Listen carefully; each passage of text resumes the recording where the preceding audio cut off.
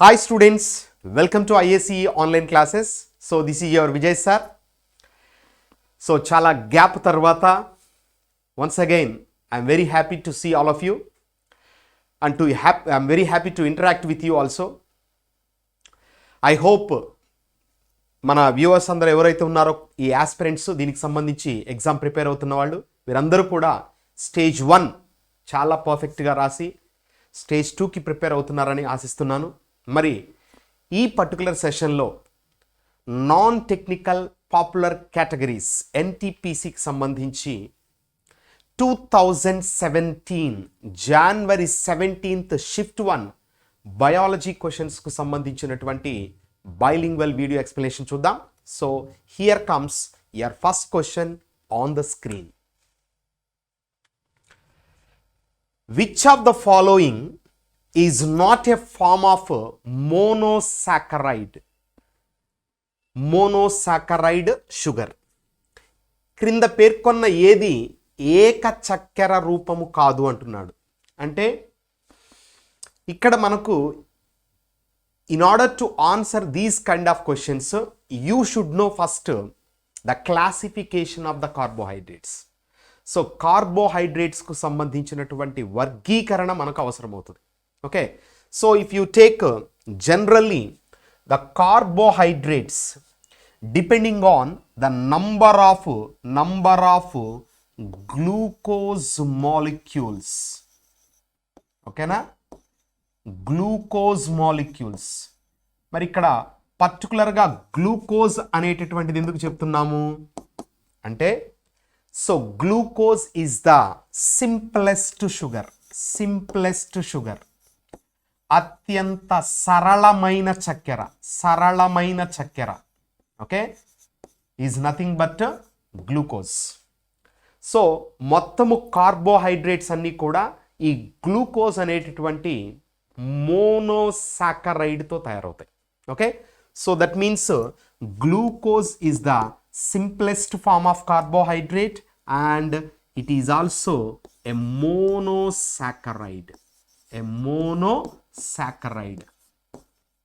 Okay, so here what do you mean by సాకరైడ్?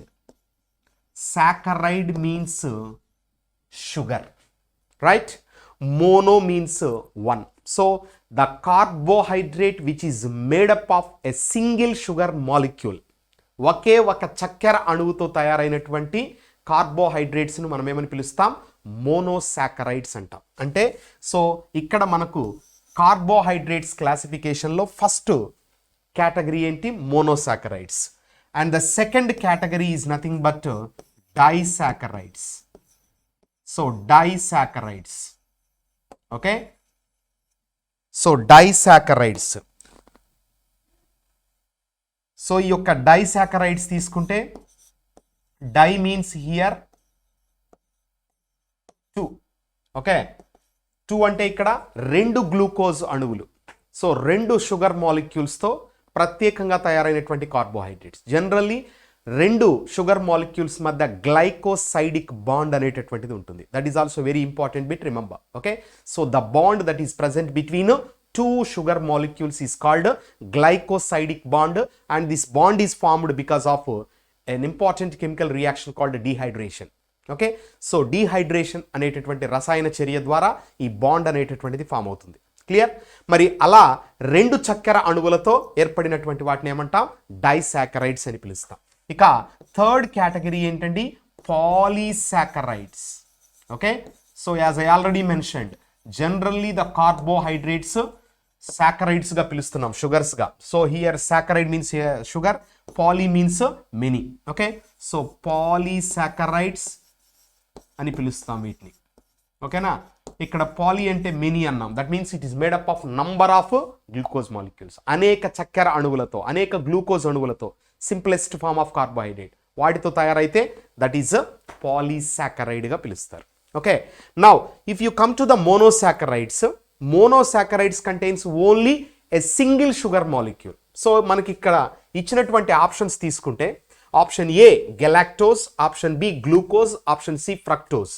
If you take these three, okay, these three have same molecular formula, that is C6H12O6. That is the formula of glucose, galactose, fructose. Okay, so these are called isomers. In the అంటే వాటి యొక్క స్ట్రక్చర్ను మనం చూసుకున్నప్పుడు, especially if you take the glucose and fructose, glucose fructose కూడా same formula, but ఇక్కడ glucose అనేటటువంటిది functional group aldehyde ఉంటే ఫ్రక్టోజ్లో మనకు కీటోన్ అనేది కనబడుతుంది. So that's why these are called aldo keto isomers కూడా పిలుస్తారు. అట్లా ఒకే మాలిక్యులర్ ఫార్ములా ఉంటుంది, బట్ స్ట్రక్చరల్ ఆస్పెక్ట్స్లో డిఫరెన్స్ ఉండడం ద్వారా వాటిని మనము ఐసోమర్స్గా కన్సిడర్ చేయొచ్చు. Okay, so here these 3 are monosaccharides. Clear? Because they are made up of only one sugar molecule. But if you come to the maltose, maltose is an example for disaccharide. It is the combination of glucose plus glucose. That means రెండు glucose అణువులతో ఏర్పడేటటువంటి చక్కెరను ఏమని పిలుస్తాం? మాల్టోజ్గా పిలుస్తారు. Okay, so రెండు చక్కెర అణువులతో తయారయ్యేదాన్ని ఏమంటాం? మాల్టోజ్గా పిలుస్తారు. So answer for this question is option D, maltose. Okay, because the question is which of the following is not a form of monosaccharide? So the answer is maltose. Okay, but if you take some of the additional bits related to these 4 options, the first and foremost bit related to the maltose itself, the one and only carbohydrate, okay, which is not readily available in the nature.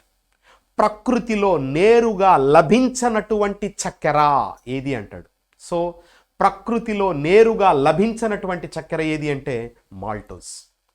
Okay, if you take the fructose, glucose, sucrose, like that number of carbohydrates are there, but those are directly available. మనము సుక్రోజ్ని cane sugar నుంచి extract చేసుకోవచ్చు. Okay, fructose which is called fruit sugar, the sweetest sugar, అత్యంత తీయనైన చక్కెరగా పిలుస్తాం. Okay, so మరి ఇలా direct ఫామ్లో రాకుండా ఒక డైసాకరైడ్ ఫామ్లో ఉండడమో లేదా ఒక పాలీసాకరైడ్లో అంతర్గతంగా ఉండి ఆ పాలీసాకరైడ్ కానీ డైసాకరైడ్ కానీ విడగొట్టబడినప్పుడు ఓకే ఈ మాల్టోజ్ అనేటటువంటి తయారవుతుంది.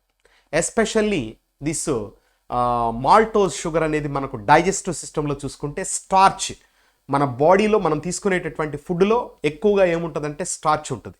ఓకే, అన్నం తినే అన్నం కూడా స్టార్చే. So starch is an example for polysaccharide. So ఈ యొక్క స్టార్చ్ హ్యూమన్ డైజెస్టివ్ సిస్టంలో especially by the action of an enzyme called ptyalin or salivary amylase ద్వారా డెక్స్టిన్స్ ప్లస్ మాల్టోజ్ షుగర్స్గా ఫస్ట్ బకల్ క్యావిటీ ఆశకుహరంలో కన్వర్ట్ అవుతుంది.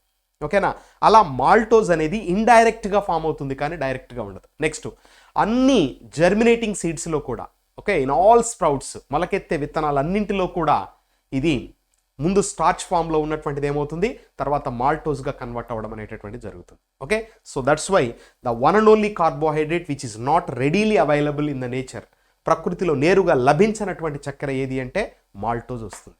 ఓకే, ఇక మిగతా మూడిటికి సంబంధించి తీసుకున్నప్పుడు ఫ్రూట్ షుగర్ అని, ద స్వీటెస్ట్ షుగర్ అని దేన్ని పిలుస్తారు?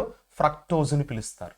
ఓకేనా, తర్వాత ఈ ఫ్రక్టోజ్కు సంబంధించి ఇంకొంచెం డెప్త్లో ఉండేటటువంటి one of the important question గుర్తుపెట్టుకోండి. ఏంటంటే అది in which of the following human secretions, మానవుని ద్వారా విడుదలయ్యేటటువంటి ఏ సెక్రీషన్స్లో క్రింది చక్కెర ఉంటుంది అంటాడు. సో మనం ఇక్కడ పర్టికులర్గా తీసుకున్నప్పుడు మానవుని యొక్క పురుష ప్రత్యుత్పత్తి వ్యవస్థ ద్వారా సెమెన్ అనేటటువంటిది తయారవుతుంది. దాన్నే మనము శుక్రము అని పిలుస్తాం. సో మానవుని యొక్క పురుష ప్రత్యుత్పత్తి వ్యవస్థలు విడుదల చేసేటటువంటి లేదా పురుష ప్రత్యుత్పత్తి వ్యవస్థతో ఉన్నటువంటి అనుబంధ గ్రంథులు ఏంటవి? కౌపర్స్ గ్రంథి, పౌరుష గ్రంథి, ప్రోస్టేట్ గ్లాండ్ అంటాం, కౌపర్స్ గ్లాండ్స్ అంటాం, సెమినల్ వెసికిల్స్, ఓకే, శుక్రాశయాలు. సో ఇవి విడుదల చేసేటటువంటి ప్రత్యేక ద్రవాన్ని సెమెన్ లేదా శుక్రము అని పిలుస్తారు. అందులో కూడా ఏముంటుంది? ఈ ఫ్రక్టోజ్ ఉంటుంది. సో మానవ శరీరంలో ఫ్రక్టోజ్ ఉండేటటువంటి ఏకైక పదార్థం లేదా ఏకైక రూపం ఏదంటే ఈ యొక్క శుక్రం. అర్థమైందా? సో కాబట్టి అక్కడ కూడా మీరు పర్టికులర్గా గుర్తుపెట్టుకోండి. నిర్భయ లాంటి కేసెస్లో కూడా ఈ ఫ్రక్టోజ్ను టెస్ట్ చేయడం ద్వారా అక్కడ అత్యాచార ఘటనలను నిర్ధారణ చేయడం అనేటటువంటిది కూడా జరుగుతుంది. Clear? So that is about this fructose. Next if you come to this glucose, it is the simplest form of carbohydrate, no doubt about that. అత్యంత సరళమైన చక్కెర, మానవుని యొక్క రక్తములో ఉండే చక్కెర. ఓకే, షుగర్ వ్యాధికి, డయాబెటీస్ మెల్లిటస్ అనేటటువంటి షుగర్ వ్యాధికి కారణమయ్యేటటువంటి చక్కెర ఏది అంటాడు. So once again glucose. Okay, then wine sugar అని దేన్ని పిలుస్తారు, బ్లడ్ షుగర్ అని దేన్ని పిలుస్తారు, ఆల్కహాల్ షుగర్ అని దేన్ని పిలుస్తారు, రెస్పిరేటరీ షుగర్ అని దేన్ని పిలుస్తారు. ఓకే, వీటన్నిటికీ కూడా ఆన్సర్స్ ఏంటండి, గ్లూకోజ్ అవుతుంది. Clear?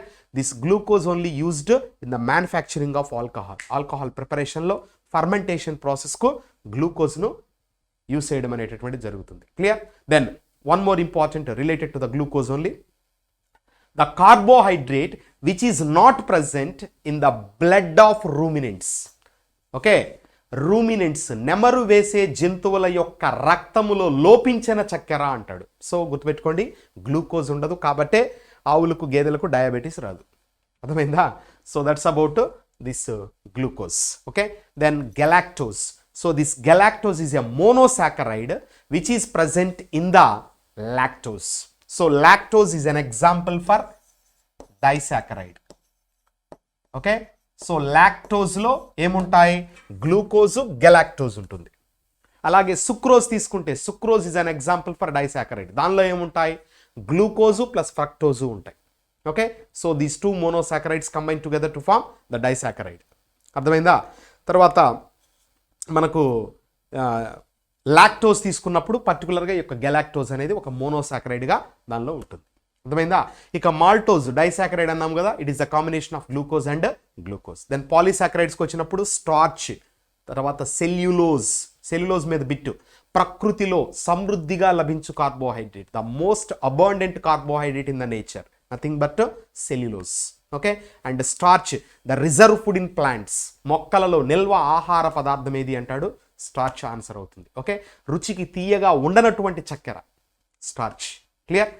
So that's about these related to the options given here. అటువంటి క్వశ్చన్స్ కూడా మీకు ఇక్కడ అడగడానికి అవకాశం ఉంటుంది. సో కాబట్టి కంప్లీట్గా ఒక బిట్కి సంబంధించి ఓవరాల్ వ్యూతో ఇఫ్ యూ హ్యావ్ నాలెడ్జ్ డెఫినెట్గా మనం ఆన్సర్ చేయడానికి అవకాశం ఉంటుంది. That's about this question. Now let us move on to the next question. So this question if you take, let me reduce the size so that you can have the view. Okay, now in a food chain, what is the difference between primary consumers and secondary consumers? Okay, ఆహారపు గొలుసులో ప్రాథమిక వినియోగదారులు మరియు ద్వితీయ వినియోగదారుల మధ్య తేడా ఏమిటి అంటున్నాడు ఇక్కడ. ఓకే, సో మరి ఇక్కడ తేడా ఏమిటి అనేటటువంటిది చూసుకుంటే, ఫస్ట్ ఆఫ్ ఆల్ మనము ఇలాంటి క్వశ్చన్స్ను ఆన్సర్ చేయాలి అంటే ఖచ్చితంగా మనకు ఏం తెలియాలా, దీనికి సంబంధించినటువంటి ఒక చిన్న important information. What is that, what is a food chain, ఎవరు ఎవరిని తింటారు అని చెప్పేదే food chain. Okay, so who eats whom, ఎవరు ఎవరిని తింటారు. అర్థమైందా? మరి ఎవరు ఎవరిని తింటారనే దాన్ని మనము నేచర్లో ఎలా చూస్తామంటే, it will be seen in the ecosystem, ఆవరణ వ్యవస్థలో, అంటే సజీవులకు నిర్జీవులకు మధ్య పరస్పర సంబంధం ఫలితంగా. Okay, due to the interaction between the biotic and abiotic components ecosystem అనేటటువంటిది ఫామ్ అవుతుంది. Okay, so here A G Tansley is the scientist who coined the word ecosystem for the first time. Now ఇక్కడికి వచ్చినప్పుడు ఈ ఎకోసిస్టంలో, అంటే నిర్జీవులు సజీవులు రెండు కలిసి ఉన్నటువంటి ప్రాంతంలో డెఫినెట్గా ఆర్గానిజమ్స్ ఒకదాని మీద ఒకటి డిపెండ్ అవ్వడం అనేటటువంటి జరుగుతుంది. అలా ఒకదాని మీద ఒకటి డిపెండ్ అవుతూ, ఓకే, ఒకదాని నుంచి ఇంకొక దానికి, లేదా ఒక ఆర్గానిజం నుంచి ఇంకొక ఆర్గానిజంకు ఎనర్జీ ట్రాన్స్ఫర్ అవుతూ, ఓకే, ఇలా ఒక ఆర్గానిజం ఇంకొక ఆర్గానిజంను తింటూ, అది ఇంకొక ఆర్గానిజం చేత తినబడుతూ ఏం ఫామ్ చేస్తాయి, ఒక ఫుడ్ చైన్ను ఫామ్ చేస్తాయి. So the process of transformation of energy, okay, from producers to consumers through a series of organisms either by eating or being eaten. ఓకేనా? సో ఉత్పత్తిదారుల నుంచి వినియోగదారులకు ఆహార పదార్థాలు లేదా శక్తి ఎలా, ఉత్పత్తిదారుల నుంచి వినియోగదారులకు మరి ఎలా రవాణా అవుతుంది, తినుట లేదా తినబడుట. ఓకే, సో ఈ యొక్క తినుట లేదా తినబడుట ప్రక్రియ ద్వారా రవాణా చెందితే దాన్నే మనం ఏమంటాం, ఆహారపు గొలుసు, ఫుడ్ చైన్ అని పిలుస్తారు. ఓకేనా, మరి ఇక్కడ మనము ఒక చిన్న ఫుడ్ చైన్ను ఎగ్జాంపుల్గా తీసుకుంటే, okay, so if you take a small food chain, you can take here the first grass, గడ్డి. Okay, and grass is eaten by grasshopper, మిడత తింటది. ఓకే, సో మిడత. గ్రాస్ హూపర్ని ఎవరు తింటారు, ఫ్రాగ్ తింటది, కప్ప. కప్పను ఎవరు తింటారు, స్నేక్ తింటుంది. Okay, so the frog is eaten by snake, పాము తింటది. అఫ్ కోర్స్ పాముని గద్ద తినొచ్చు. Okay, you can go up to their also. Now ఇక్కడ ఈ ఫుడ్ చైన్ తీసుకుంటే చూడండి, grass is the producer and whereas grasshopper, frog and snake, మిడత, కప్ప, పాము, ఈ మూడు కూడా ఏంటి, వినియోగదారులు, కన్జ్యూమర్స్. అంటే ఏ ఆర్గానిజమ్స్ అయితే వాటంతట అవే ఫుడ్ని తయారు చేసుకోలేవో వాటన్నిటినీ కన్జ్యూమర్స్గా చెప్తాం. ఓకే, ఏవైతే తయారు చేసుకోగలవో వాటిని ప్రొడ్యూసర్స్ అంటాం. రైట్, సో కాబట్టి ఇక్కడ which are called the producers of the earth. ఖచ్చితంగా ఇటువంటి మన క్వశ్చన్స్ సెషన్స్లో వస్తూ ఉంటాయి. సో కాబట్టి గుర్తుపెట్టుకోండి, producers are nothing but the green plants. Clear? Now ఈ ప్రొడ్యూసర్ నుంచి ఎక్కడికి వస్తుంది, కన్జ్యూమర్స్కి. మరి మొట్టమొదటిగా ఎవరు తింటున్నారు మొక్కని, ఒక ప్రైమరీ కన్జ్యూమర్ తింటుంది, అంటే ఒక శాకాహారి, హెర్బీవోర్ తింటుంది. ఫ్రాగ్ అనేది మాంసాహారి, నేరుగా వచ్చి గడ్డిని తిందు. కానీ గ్రాస్ సూపర్ గడ్డిని తింటే గ్రాస్ సూపర్ ఎవరి చేత తినబడుతోంది, ఫ్రాగ్ చేత తినబడుతోంది. That is the meaning of the process of transformation of energy from producers to consumers either by eating or being eaten. తినుట మరియు తినబడుట అనేటటువంటి ప్రక్రియ. ఓకే, సో ఇక్కడ primary consumer, secondary consumer, tertiary consumer. So ప్రథమ వినియోగదారుడు, ద్వితీయ వినియోగదారుడు, తృతీయ వినియోగదారుడు అని మనం పిలుస్తాం. అర్థమైందా? ఇలా ఉత్పత్తిదారుల నుంచి వినియోగదారులకు శక్తి రవాణా జరుగుతుంది.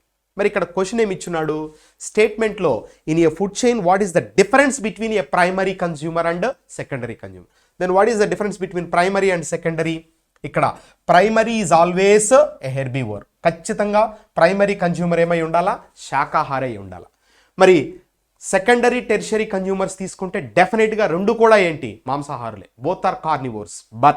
But the secondary consumer is small in size, the tertiary consumer is big in size.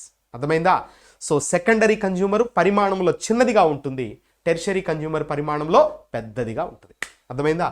So ఇలా వీటికి సంబంధించి మరి ఇప్పుడు ఇక్కడ ఇచ్చిన స్టేట్మెంట్స్ తీసుకుంటే so that we can understand or we can answer easily. Primary consumers eat plants. Yes, no doubt. Primary consumers ఎవరిని తింటాయి, ప్లాంట్స్ని తింటాయి. అండ్ అదర్ కన్జ్యూమర్స్, సో ఇక్కడ చూడండి, primary consumers eat plants and other consumers అంటున్నాడు. ఎట్టి పరిస్థితులలో primary consumer plants తింటదే కానీ other కన్జ్యూమర్స్ను కూడా తింటదంటే తినలేదు. ఎందుకంటే because it is a herbivore. So it should act as herbivore and it should connect the producer with carnivores. కాబట్టి అక్కడ డెఫినెట్గా ఆ ఛాన్స్ లేదు. కాబట్టి మనకి ప్రాథమిక వినియోగదారులు మొక్కలు మరియు ఇతర వినియోగదారులను తింటాయంటున్నాడు. సో కాబట్టి ఇది ఫస్ట్ స్టేట్మెంట్ అనేటటువంటిది కరెక్ట్ కాదు. ఇక రెండోది చూద్దాం. Primary consumers eat only plants, secondary consumers eat primary consumers. Okay, so ప్రాథమిక వినియోగదారులు లేదా ప్రథమ వినియోగదారులు కేవలం మొక్కలను మాత్రమే తింటాయి, ద్వితీయ వినియోగదారులు ప్రాథమిక వినియోగదారులను తింటాయి. Yes, okay. So grasshopper గ్రాస్ని తింటుంటే గ్రాస్ సూపర్ ఎవరి చేత తినబడుతోంది, frog. That is nothing but the secondary consumer. So కాబట్టి ఇది కన్సిడరబుల్ ఆప్షన్గా మనం పెట్టుకోవచ్చు. మరి చూద్దాం మిగతాయి కూడా. Primary consumers eat plants and decomposed matter. So కాబట్టి ఇక్కడ ఈ వర్డ్ని బేస్ చేసుకొని ఏం చేయొచ్చు, we can conclude that it is a wrong one. ఎందుకని ప్రాథమిక వినియోగదారుడు ఎప్పుడు కూడా మొక్కలను మరియు కుళ్ళిని దాన్ని తినడం, ఓన్లీ మొక్కలను మాత్రమే. సో కాబట్టి ఇక్కడ C option is the wrong answer. Next D option చూద్దాం. ప్రాథమిక వినియోగదారులు ఇతర వినియోగదారులను తింటాయి. సో ఆల్మోస్ట్ ఫస్ట్ స్టేట్మెంట్ లాగానే ఉంది ఇది. సో కాబట్టి ఎట్టి పరిస్థితుల్లో ప్రాథమిక వినియోగదారులు ఇతర వినియోగదారులను తినడానికి అవకాశం లేదు. కాబట్టి D is also wrong. So C is also wrong, A is also wrong. So the answer is option B, right answer for this question. Okay, so ఇలా ఒక ఆర్గానిజం ఇంకొక ఆర్గానిజం తినడం ద్వారా పర్టికులర్గా ఒక చైన్ అనేటటువంటిది ఫామ్ అవుతుంది. కాబట్టి దీన్ని ఏమంటున్నాం, ఫుడ్ చైన్ అంటున్నాం. ఇలా ఫుడ్ చైన్స్ కనుక ఒకదానితో ఒకటి కనెక్ట్ అయితే that is called food web. Okay, so the interlocking pattern of food chains is called what, food web. Very very important. Okay, next another NCERT bit here. Food చైన్స్కి, ఈ యొక్క ఆహారపు గొలుసులకి ప్రత్యేకంగా 1927లో Charles Elton అనేటటువంటి శాస్త్రవేత్త pyramid కాన్సెప్ట్ని introduce చేశాడు. That's why those pyramids are called ecological pyramids. Okay, ఆవరణ వ్యవస్థ పిరమిడ్లు లేదా జీవావరణ పిరమిడ్లు అనే భావనను ఎవరు తీసుకొచ్చారు, చార్లెస్ ఎల్టన్ 1927లో. మొత్తం 3 పిరమిడ్లు చెప్పాడు ఆయన. సంఖ్యా పిరమిడ్, పిరమిడ్ ఆఫ్ నంబర్, జీవద్రవ్యరాశి pyramid, pyramid of biomass and pyramid of energy, శక్తి పిరమిడ్. ఈ 3 కూడా pyramids, numbers, pyramid biomass, pyramid of energy. So 3 pyramids Charles Elton. ఆ బిట్ కూడా మనకి ఇంపార్టెంట్. సో దాని మీద మనకు అడగడానికి అవకాశం ఉంటుంది. ఎన్టీపీసీ స్టేజ్ 2కి సంబంధించి 2017 January 17th shift to biology questions యొక్క బైలింగ్వల్ వీడియో ఎక్స్ప్లెనేషన్ చూద్దాం. So here comes your first question. Which one of the following is not an omnivore? క్రింది వాటిలో ఏది సర్వభక్షకి కాదు అంటున్నాడు. So in order to answer this question ఖచ్చితంగా మనకు omnivorous అంటే ఏందో తెలియాలి. So omni means both, Aorus means eating. So 2 రకాలైనటువంటి ఆహారాలను, అంటే ఏంటి, మొక్కల సంబంధంగా ఉండేవి, okay, so plant products and జంతు ఉత్పత్తులు, animal products. So plant animal products రెండింటినీ కూడా తీసుకుంటే అటువంటి వాటిని ఏమంటాం, ఆమ్నివోర్స్ అంటాం. సో ఇక్కడ మనకు ఈ ఫుడ్ చైన్కు సంబంధంగానే ఇది కూడా మనకు క్వశ్చన్ అనమాట. ఓకే, సో ప్రీవియస్ సెషన్లో మనకు ఫుడ్ చైన్కు సంబంధించి ఒక క్వశ్చన్ వచ్చింది. అలాగే ఇక్కడ మనం చూసుకున్నప్పుడు ఇది. సో ఇక్కడ మనం తీసుకుంటే సర్వభక్షి కాదు అనేటటువంటి దాన్ని మనం ఐడెంటిఫై చేయాలి. సో ర్యాట్, యాంట్, చీమ, బేర్, ఎలుగుబంట్, స్నేక్, పాము అంటున్నాడు. మరి ఇక్కడ చూడండి, ఇచ్చినటువంటి ఆప్షన్స్లో ర్యాట్ తీసుకుంటే, ఓకే, బేసికల్గా ఇది హెర్బివోర్, కానీ మనిషి నివసించే ప్రాంతాలలోకి వచ్చి ఈ హెర్బివోర్ కాస్త ఏమైపోయింది, ఆమ్నివోర్గా కూడా మారిపోయింది. ఓకేనా. సో చిన్న చిన్న ఎండు చేపలు లాంటివి ఇవి కూడా తినగలదు అది. తర్వాత ఇక ప్లాంట్ ప్రోడక్ట్స్ గురించి చెప్పాల్సిన అవసరంలా. కాబట్టి rat is also can be considered as what, omnivore. Okay, ఇక యాంట్కు సంబంధించి చీమల గురించి మనకు తెలుసు. It is an very good example for social animal, సంఘ జీవనానికి చక్కటి ఉదాహరణ అది. మరి ఇలాంటి చీమలు తీసుకున్నప్పుడు పర్టికులర్గా ఇవి తీసుకుంటే ఇవి మొక్కల ఉత్పత్తులు తింటాయి, జంతు ఉత్పత్తులను తింటాయి. ఓకేనా. సో కాబట్టి that is also a omnivore. Then bear, ఎలుగుబంటి చూసుకుంటే, so it can eat the honey. Honey అంటే చాలా ఇష్టం దీనికి, తేనె. సో యానిమల్ ప్రోడక్ట్ అది, ఎందుకంటే ఇన్సెక్ట్స్ నుంచి వస్తుంది. సో తర్వాత ప్లాంట్స్, ఫ్రూట్స్ అంటే బాగా ఇష్టం ఇది, ఫ్రూటివోరస్. దాన్ని పర్టికులర్గా ఫ్రూట్స్ తీసుకునేటటువంటి మ్యామల్స్ని ఏమంటామంటే ఫ్రుగివోరస్ యానిమల్స్ అంటాం, frugivorous. Okay, so frugivorous means ఫలాహార జంతువులు అంటారు వీటిని. సో రీసెంట్గా మనకు ఎన్సీఆర్టీలో యాడ్ చేసినటువంటి bit, remember this, frugivorous means bear, best example. Even parrot, రామచిలుక కూడా ఎగ్జాంపుల్గా చెప్పుకోవచ్చు. దెన్ ఇక్కడ స్నేక్ తీసుకుంటే snake is only a carnivore. So it is not a herbivore, it is carnivore, it is not omnivore even. So కాబట్టి ఇక్కడ మనకు option D is the right answer for this question. Okay, and snakes తీసుకున్నప్పుడు snakes belongs to the class reptiles. ఓకేనా. So సరీసృపాలు అనేటటువంటి ప్రత్యేక తరగతికి ఈ యొక్క పాములు చెందుతాయి, రెప్టైల్స్ అంటాం. Remember, reptiles are the true land vertebrates. మొట్టమొదటిగా పూర్తి స్థాయి భూ వాతావరణానికి అనుకూలత చెందిన సకశేరుకాలు వర్టిబ్రేట్స్ ఏవి అంటే ఈ యొక్క సరీసృపాలు. ఓకే, ఇక ఎలుగుబంటి తీసుకుంటే ఇట్ ఈస్ ఏ మ్యామెల్, క్షీరదము. ఎలుక తీసుకుంటే it is also a mammal, క్షీరదం, పాలిచ్చి పెంచేటటువంటిది. యాంటీ తీసుకున్నప్పుడు ఇట్ ఈస్ అన్ ఇన్వర్టిబ్రేట్, అకశేరుకం అది. ఓకేనా, ఇట్స్ అన్ ఇన్వర్టిబ్రేట్, అకశేరుకం అది. తర్వాత it belongs to the phylum, it belongs to the phylum. ఏ వర్గానికి సంబంధించిన జంతువు అంటే ఆర్థ్రోపోడా వర్గానికి సంబంధించింది, ఆర్థ్రోపోడా. ఓకే, సో ఆర్థ్రోపోడా వర్గానికి సంబంధించింది. ఇది ఇక్కడ మనకు ఆర్థ్రోపోడాకు వచ్చినప్పుడు another important bit, the biggest phylum in the entire animal Kingdom. మొత్తము జంతు రాజ్యంలో అతిపెద్ద వర్గము ఏది అంటే ఆర్థ్రోపోడా. ఓకే, జాయింటెడ్ లెగ్స్ ఉంటాయి వీటిలో. Clear? That's about this. Next question, plants and micro organisms help in recreating the quality of. మొక్కలు మరియు సూక్ష్మ జీవులు క్రింది వానిలో దేని నాణ్యతను నిర్ధారిస్తాయి అంటున్నాడు. సో ఇక్కడ మనం చూసుకుంటే it's a general question. Our life style, మన యొక్క జీవన శైలి, అవర్ వెల్త్, మన సంపద, అవుటర్ స్పేస్, బాహ్య అంతరిక్షం, ఆర్ యూ కెన్ సే అంతరిక్షం, ద ఎయిర్ వి బ్రీత్, మనం పీల్చే గాలి. సో మరి సూక్ష్మ జీవుల పరంగా చూసుకున్న, ప్లాంట్స్ పరంగా చూసుకున్న, no doubt about that they can recreate the quality of the air.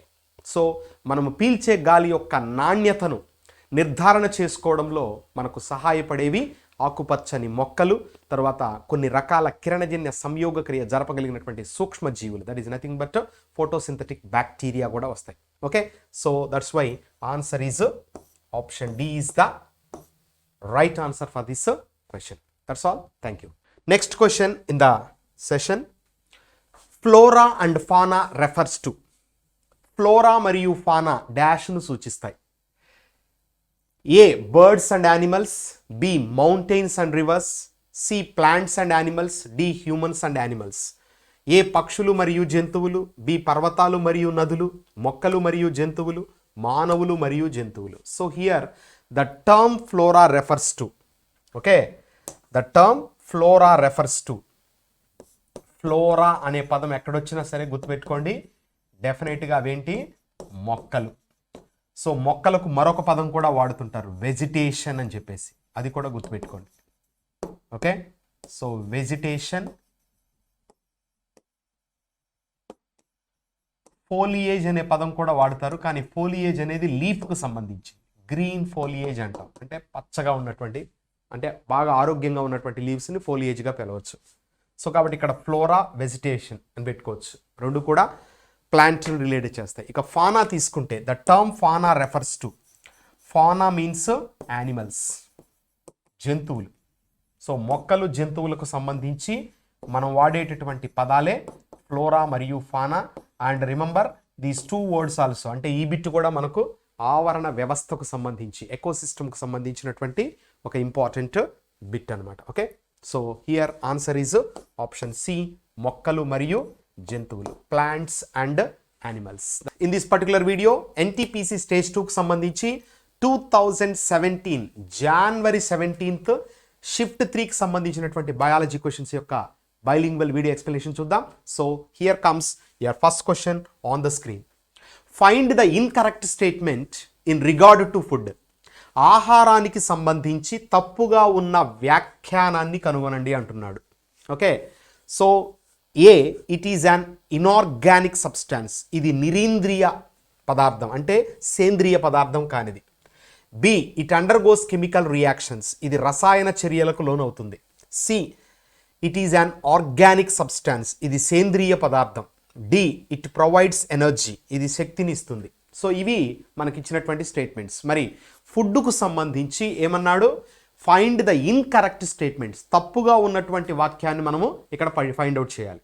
So మరి ఫుడ్ తీసుకుంటే no doubt food is made up of number of chemical substances, అనేక రకాల రసాయన పదార్థాలతో ఇది తయారవుతుంది. ఓకే, అండ్ ఉన్నటువంటి రసాయన పదార్థాలు మొత్తము కూడా ఎక్కువ శాతం ఏముంటాయంటే కర్బన పదార్థాలు ఉంటాయి. Okay, so those are organic components, organic components. So కాబట్టి ఇక్కడ కర్బన పదార్థాలతో ఫుడ్ అనేటటువంటిది తయారవుతుంది, లేదా పోషకాలు, న్యూట్రియంట్స్ అనేటటువంటివి ఫుడ్లో ఉంటాయి. క్లియర్?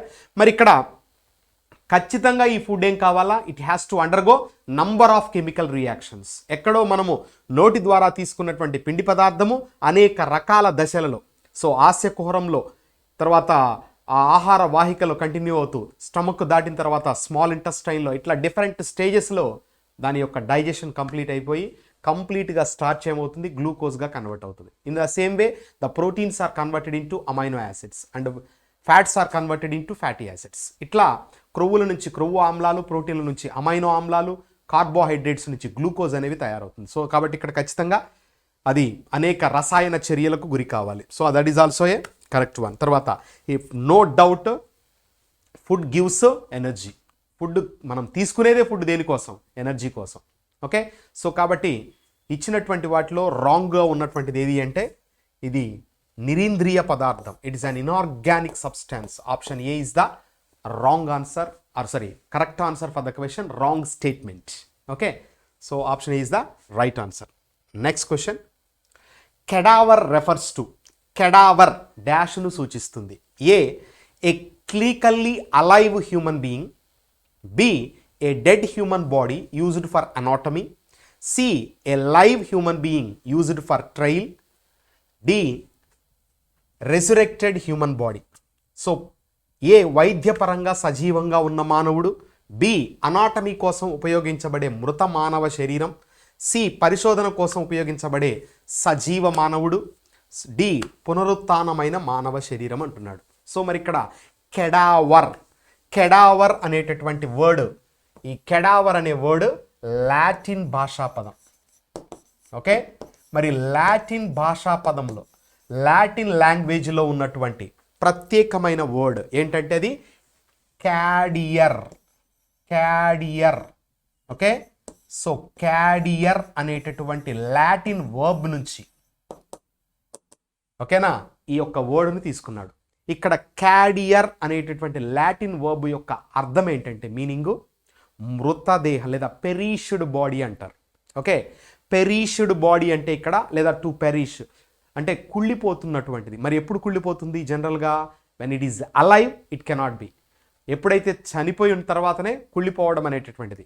ఓకేనా, సో కాబట్టి ఇక్కడ టు పెరిష్ అనేటటువంటి మీనింగ్ తీసుకుంటున్నాం. కాబట్టి మనకి ఇచ్చినటువంటి ఆప్షన్స్ పరంగా చూసుకుంటే A dead human body used for anatomy, anatomy కోసం ఉపయోగించబడే మృత మానవ శరీరాన్ని ఏమంటాము? కెడావర్ అని పిలుస్తారు. ఓకే, సో మరి యొక్క cadaver another important NCERT bit తీసుకుంటే కెడావర్ ట్రాన్స్ప్లాంటేషన్ అనే పదం కూడా వస్తుంది. అంటే ఇక్కడ ఏమవుతుంది, కొంతమంది ఈ ప్రమాదాలు జరిగినప్పుడు, యాక్సిడెంట్స్ అయినప్పుడు ఏమవుతుందంటే బ్రెయిన్ డెడ్ అవుతారు. ఆ బ్రెయిన్ డెడ్ అయినప్పుడు క్లినికల్లీ దే ఆర్ అలైవ్. అర్థమైందా? అంటే మెడిసిన్ పరంగా, వైద్య పరంగా బతికున్నారు, ఎందుకంటే గుండె కొట్టుకోవడం ఎందుకని జరుగుతున్నాయి. కానీ ఫిజికల్గా మాత్రం ఎటువంటి చర్యలు బయటకు కనబడవు. సో ఎందుకంటే బ్రెయిన్ అంతా ఏమైపోయింది?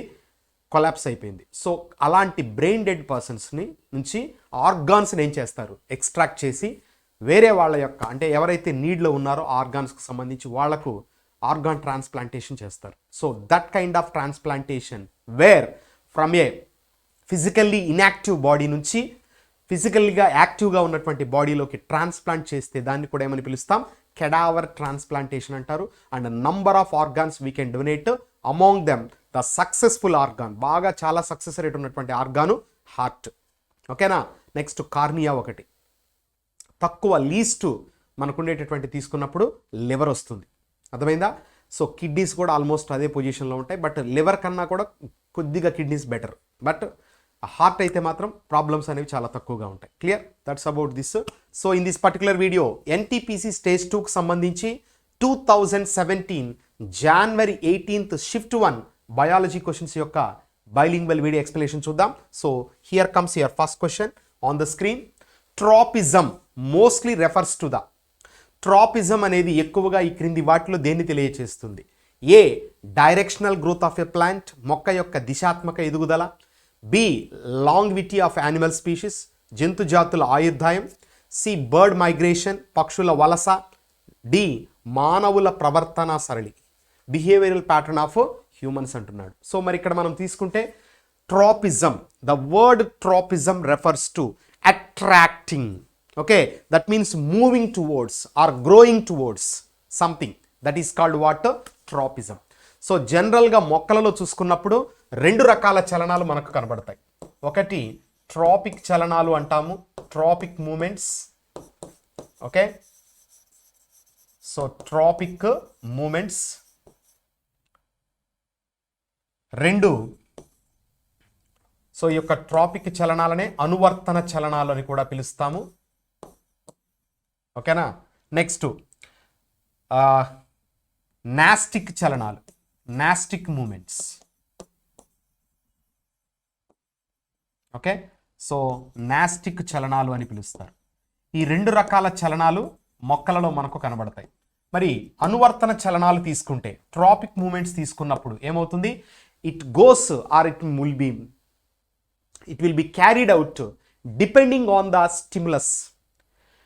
ఏదైతే స్టిమ్యులస్ అంటే ఉద్దీపన అంటాం తెలుగులో. సో మన చుట్టూ ఉన్నటువంటి వాతావరణంలో ఏదైనా ఒక చిన్నది జరిగి మనలో రెస్పాన్స్ క్రియేట్ చేస్తే, మనలో ప్రతిస్పందన కనుక తీసుకొస్తే దాన్ని ఏమంటాము? ఉద్దీపనగా, స్టిమ్యులస్గా పిలుస్తాం. ఓకేనా? మరి ఇక్కడ స్టిమ్యులస్ పరంగా చూసుకున్నప్పుడు ఆ స్టిమ్యులస్కు రెస్పాండ్ అవ్వడం అనేటటువంటిది ఖచ్చితంగా జరుగుతుంది. ఆ విధంగా స్టిమ్యులస్ చెప్పినటువంటి రీతిలో, అంటే స్టిమ్యులస్ ఏ విధంగా అయితే మనం డైరెక్ట్ చేస్తుందో ఆ డైరెక్షన్లో మన యొక్క మూమెంట్ ఉంటుంది. ఫర్ ఎగ్జాంపుల్, లైట్ ఉందనుకోండి, లైట్ వైపు ప్లాంట్ గ్రో అవ్వడం. ఓకేనా? So that is called tropic movement. Water ఉందనుకోండి, వాటర్ వైపు ప్లాంట్ యొక్క రూట్ సిస్టమ్ గ్రో అవ్వడం. Clear? So like this water వైపు మూవ్ అయితే హైడ్రోట్రాపిజం అంటాం. కెమికల్ వైపు కనుక మూవ్ అయితే కీమోట్రాపిజం అంటాం. ఫర్టిలైజేషన్, పాలినేషన్ ప్రాసెస్లో ఈ పోలెన్ గ్రెయిన్స్, పుప్పొడి రేణువులు ఏమవుతాయి? పుష్పంలోకి ఎంటర్ అయినప్పుడు జరిగే ప్రాసెస్ అది. సో కీమోట్రాపిజం జరుగుతుంది అక్కడ. నెక్స్ట్, కొన్ని మొక్కలు వీక్ స్టెమ్ను ఉంటాయి, ఏం చేస్తాయి? చుట్టుకొని వేరే దాన్ని పెరుగుతూ ఉంటాయి. That is called thigmotropism. Okay, so phototropism, hydrotropism, chemotropism, thigmotropism. Touch అంటారు థిగ్మో అంటే, స్పర్శానువర్తనం అని పిలుస్తాం. ఓకే, తర్వాత మొక్క యొక్క ప్లాంట్లో చూసుకున్నప్పుడు root system grows according to the gravitational pull. Okay, so that is called geotropic movement. Okay, గురుత్వానువర్తనం అని పిలుస్తాం. అలా the plant grows towards or according to the direction of the stimulus. అలా ఉద్దీపన యొక్క నిర్దేశితానుసారం మొక్కలలో గనక పెరుగుదల జరిగితే వాటిని ట్రాపిక్ అంటాము. అలా కాకుండా ఉద్దీపనతో సంబంధము లేకుండా తనంతట స్వయంగా గనక పెరుగుదల చూపించుకుంటే వాటిని నాస్టిక్ చలనాలు. Okay, so the type of movements where stimulus does not play any role. Clear? ఇక్కడ మనం చూసుకున్నప్పుడు నాస్టిక్కి టచ్ మీ నాట్ ప్లాంట్ వస్తుంది. టచ్ మీ నాట్ ప్లాంట్ని మైమోసా పుడికా అంటాం. సో దాన్ని కనుక టచ్ చేస్తే వెంటనే ఏమవుతుంటుంది? ఫోల్డ్ అయిపోతుంది. మరి ఇక్కడ లైట్ ఉంది, ఫోటోసింథసిస్ జరుపుకోవాలి, కానీ ఆ ఫోటోసింథసిస్ సంబంధమే లేదు. No, I don't care about all these things, I have to be folded అని చెప్పేసి ఏమవుతుంది? అది ముడుచుకుపోయేటటువంటి పరిస్థితి. ఓకేనా? సో కాబట్టి ఇక్కడ ఆ టైప్ ఆఫ్ మూమెంట్ని ఏమంటాం? నాస్టిక్ మూమెంట్ అని పిలుస్తారు. ఓకే, సో అక్కడ కూడా గుర్తుపెట్టుకోండి, మైమోసాలో పల్విని అనేటటువంటి ఇంపార్టెంట్ సెల్స్ ఉంటాయి. ఆ సెల్స్ ఈ మూమెంట్కి హెల్ప్ చేస్తాయి. అంటే ఫోల్డ్ అవ్వడంలో హెల్ప్ చేసే స్ట్రక్చర్ ఏది అంటే పల్విని. గుర్తుపెట్టుకోండి, లీఫ్ బేస్లో ఉంటుంది, పత్రపీఠంలో. క్లియర్? సో మరి ఇక్కడ tropism mostly refers to the అన్నాడు. So directional growth of a plant, మొక్క యొక్క దిశాత్మక ఎదుగుదలను ఏమని పిలుస్తాం? మనము ట్రాఫిక్ చలనంగా పిలుస్తారు. ఓకే, సో లాంగివిటీ అనేది బర్డ్ మైగ్రేషన్, వలస తీసుకున్నప్పుడు, especially for the food conditions కరెక్ట్గా లేనప్పుడు రీప్రొడక్షన్ పర్పస్ కోసం ఏం చేస్తాయి? Birds gets migrated from one place to another place. Okay, అలా మనకు చాలా బర్డ్ శాంక్చురీస్ ఉన్నాయి.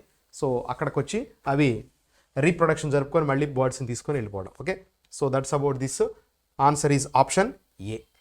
Next question, human hypothalamus gland, మానవ హైపోథలామస్ గ్రంథి A lies just below the stomach, lies in the lower part of neck, is present in the brain, is attached to the windpipe. కడుపు క్రింద ఉంటుంది, మెడ దిగువ భాగంలో ఉంటుంది, మెదడులో ఉంటుంది, శ్వాస నాళానికి ఆనుకొని ఉంటుంది. Okay, so hypothalamus is an endocrine gland. ఈ హైపోథలామస్ గ్లాండ్ అనేటటువంటి చూసుకుంటే, లేదా హైపోథలామస్ అనే రీజియన్ చూసుకున్నప్పుడు, okay,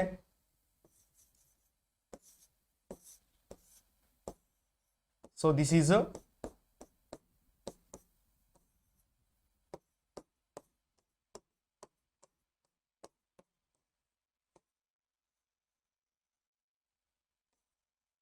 human brain. Clear? So మరి ఇక్కడ మనం చూసుకుంటే this part is the total brain. దాని యొక్క కంటిన్యూషన్ ఎక్స్టెన్షన్ వచ్చినప్పుడు మెడుల్లా అబ్లాంగేటాగా పిలుస్తాం. Then it goes as spinal కార్డ్గా కంటిన్యూ అవుతుంది. Clear? Now this is called cerebellum. మరి ఇప్పుడు హైపోథలామస్ అంటే ఎక్కడ ఉంటుంది? This is important endocrine gland. దీన్నే మనము పిట్యూటరీ గ్లాండ్ అని పిలుస్తాం. Okay, so pituitary gland is called master gland. ఈ మాస్టర్ గ్లాండ్ అటాచ్ అయ్యేటటువంటి ఈ రీజియన్నే మనం ఏమంటాం? హైపోథలామస్ అని పిలుస్తారు. ఓకే, సో రిమెంబర్ హైపోథలామస్ అనేది ఏం చేస్తుందంటే మాస్టర్ కంట్రోలింగ్ సెంటర్గా పనిచేస్తుంది. ఏంటండి master controlling centre? Very very important bit, గుర్తుపెట్టుకోండి. ఓకేనా? ఏంటి మాస్టర్ కంట్రోలింగ్ అంటే? మాస్టర్ గ్లాండ్ అని పిట్యూటరీ గ్లాండ్ అని అంటున్నాం. పీయూష గ్రంథిని ప్రధాన గ్రంథిగా పిలుస్తున్నాం. మరి ఈ ప్రధాన గ్రంథి అతుకబడినటువంటి అటాచ్ అయిన పార్ట్ ఏంటి? హైపోథలామస్. కాబట్టి హైపోథలామస్ ఏమంటారు? మాస్టర్ కంట్రోలింగ్ సెంటర్, మాస్టర్ నియంత్రణ గది లేదా నియంత్రణ ప్లేస్గా దేన్ని పిలుస్తారు, లేదా భాగంగా దేన్ని పిలుస్తారంటే హైపోథలామస్ని పిలుస్తారు. మరి ఈ హైపోథలామస్ ఏం చేస్తుంది? 2 రకాల హార్మోన్స్ రిలీజ్ చేస్తుంది. ఒక రకమైన హార్మోన్స్ ఏం చేస్తాయి? పిట్యూటరీ గ్లాండ్ను స్టిమ్యులేట్ చేస్తాయి. ఇంకొక రకమైన హార్మోన్స్ ఏం చేస్తాయి? పిట్యూటరీ హార్మోన్స్ను రెడ్యూస్ చేస్తాయి, అంటే సప్రెస్ చేస్తాయి. అంటే ఒకవైపు పిట్యూటరీ సెక్రీషన్ను పెంచగలదు, పిట్యూటరీ సెక్రీషన్స్ను తగ్గించుకోగలదు. అలాంటి హార్మోన్స్ ఎక్కడి నుంచి వస్తాయి? హైపోథలామస్ నుంచి వస్తాయి. సో మనం దీనికి పర్టికులర్గా ఎగ్జాంపుల్ చూసుకున్నప్పుడు మనకు పిట్యూటరీ గ్లాండ్ నుంచి గ్రోత్ హార్మోన్, పెరుగుదల హార్మోన్ అనేటటువంటిది వస్తుంది. ఈ పెరుగుదల హార్మోన్ రిలీజ్ కావాలి అంటే, ఓకేనా, సొమాటోక్రైనిన్ అనేటటువంటి హార్మోన్ విడుదల కావాలి. సొమాటోక్రైనిన్ ఇదేం చేస్తుంది? Somatocrinin will increase or will stimulate the pituitary gland to produce growth hormone. అప్పుడు ఏమవుతుంది? పెరుగుదల మనకు బాగా ఎక్కువగా హైట్ పెరగడానికి అవకాశం ఉంటుంది. మరి ఈ గ్రోత్ హార్మోన్ను రెడ్యూస్ చేయడానికి సొమాటోస్టాటిన్, ఓకే, సొమాటోస్టాటిన్ అనేటటువంటి మరొక హార్మోన్ కూడా హైపోథలామస్ రిలీజ్ చేస్తుంది. సో ఈ యొక్క సొమాటోస్టాటిన్ ఏం చేస్తుంది? పెరుగుదల హార్మోన్ యొక్క స్థాయిని, వాటి యొక్క లెవెల్స్ను బ్లడ్లో తగ్గించేస్తుంది. అంటే పిట్యూటరీ గ్లాండ్ నుంచి హార్మోన్ ఆపేస్తుంది. అప్పుడు పెరుగుదల సక్రమంగా జరగక పొట్టిగా తయారైపోతాం. అది ఎక్కువగా ఉంటే గ్రోత్ హార్మోను జైగాంటిజం, ఓకేనా, విపరీతమైన పెరుగుదల, ఎలా చూడాలా. అలా కాకుండా చాలా తక్కువగా ఉంటే ఇలా చూడాలా. దట్ ఈస్ కాల్డ్ డ్వార్ఫిజం, మరుగుజ్జుతనం అంట. సో అలా ఒక హార్మోన్ను పెంచడం కానీ స్టిమ్యులేట్ చేయడంలో హైపోథలామస్ పిట్యూటరీకి హెల్ప్ చేస్తుంది. And it acts as master controlling centre of the body అనమాట. ఓకేనా? సో కాబట్టి ఇక్కడ ఆ పాయింట్స్, తర్వాత సొమాటోక్రైన్, సొమాటోస్టాటిన్, ఈ బిట్స్ కూడా మీరు గుర్తుపెట్టుకోండి. Now where is hypothalamus is present? It is present in the brain, మెదడులో ఉంటుంది. Option C is the right answer. NTPC stage 2కి సంబంధించి 2017 January 18th షిఫ్ట్ 2కి సంబంధించినటువంటి బయాలజీ క్వశ్చన్స్ యొక్క బైలింగ్వల్ వీడియో ఎక్స్ప్లెనేషన్ చూద్దాం. So here comes your first question on the screen. Which of the following is not a plant product? క్రింది వాటిలో ఏది మొక్కల ఉత్పత్తి కాదు అంటున్నాడు. సో ప్లాంట్స్ పరంగా, తర్వాత ఎకాలజీ, ఆవరణ వ్యవస్థకు సంబంధించి, ఆవరణ శాస్త్రానికి సంబంధించి పర్టికులర్గా క్వశ్చన్స్ మనకు ఫ్రీక్వెంట్గా టచ్ అవుతున్నాయి. ఓకే, హ్యూమన్ ఫిజియాలజీ మీద క్వశ్చన్స్ కూడా రిపీట్ అవుతూ ఉన్నాయి. సో ఈ 3 ఏరియాస్లో ఎక్కువగా బిట్స్ రావడానికి స్కోప్ ఉన్నటువంటి ఏరియాస్. క్లియర్? మరి ఇక్కడ చూద్దాం. ఏ జూట్, జనపనార, B rubber, C teak, D honey, తేనె. సో జనపనార తీసుకుంటే jute, Crotalaria juncea, scientific name అది, క్రోటలేరియా జెన్షియా. ఓకే, సో ఇక్కడ మనకు వచ్చినప్పుడు ఈ క్రోటలేరియా జెన్షియా అనేటటువంటి మొక్క నుంచి ఫైబర్ తీస్తారు, పీచు, దాని నుంచి గన్నీ బ్యాగ్స్, ఓకేనా, మనం ఈ ప్యాడీ ఇవి స్టోర్ చేయడానికి వాడతాం చూడండి, అటువంటి తయారు చేస్తారు. ఈ జూట్ను మనం ఏమని పిలుస్తాం? గోల్డెన్ ఫైబర్గా అభివర్ణిస్తారు. Okay, it is called golden fibre, బంగారు పీచు అని దేన్ని పిలుస్తాము? జూట్. రబ్బర్కు వచ్చినప్పుడు హీవియా బ్రెజిలియన్సిస్, హీవియా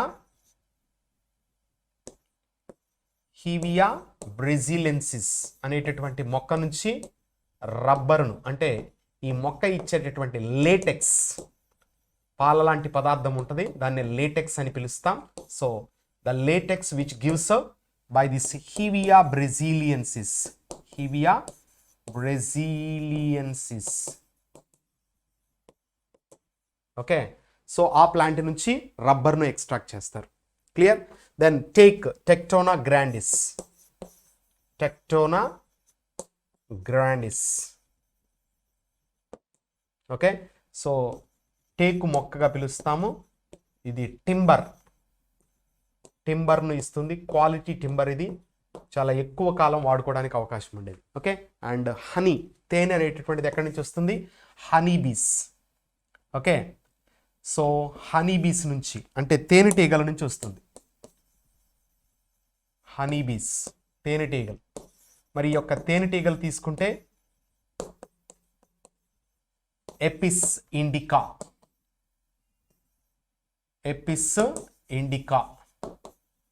ఓకేనా?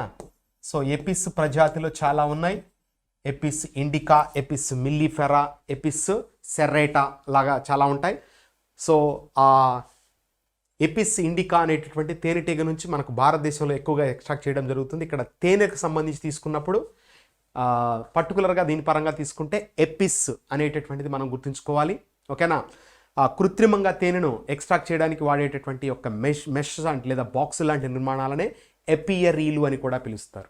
ఓకే, సో సెరికల్చర్కి వచ్చినప్పుడు పట్టుపురుగుకు సంబంధించి అయితే సెరికల్చర్ వాడతాం, తేనెకి సంబంధించి అయితే ఎపికల్చర్ అని ఉపయోగిస్తాం వర్డ్ని. ఓకేనా?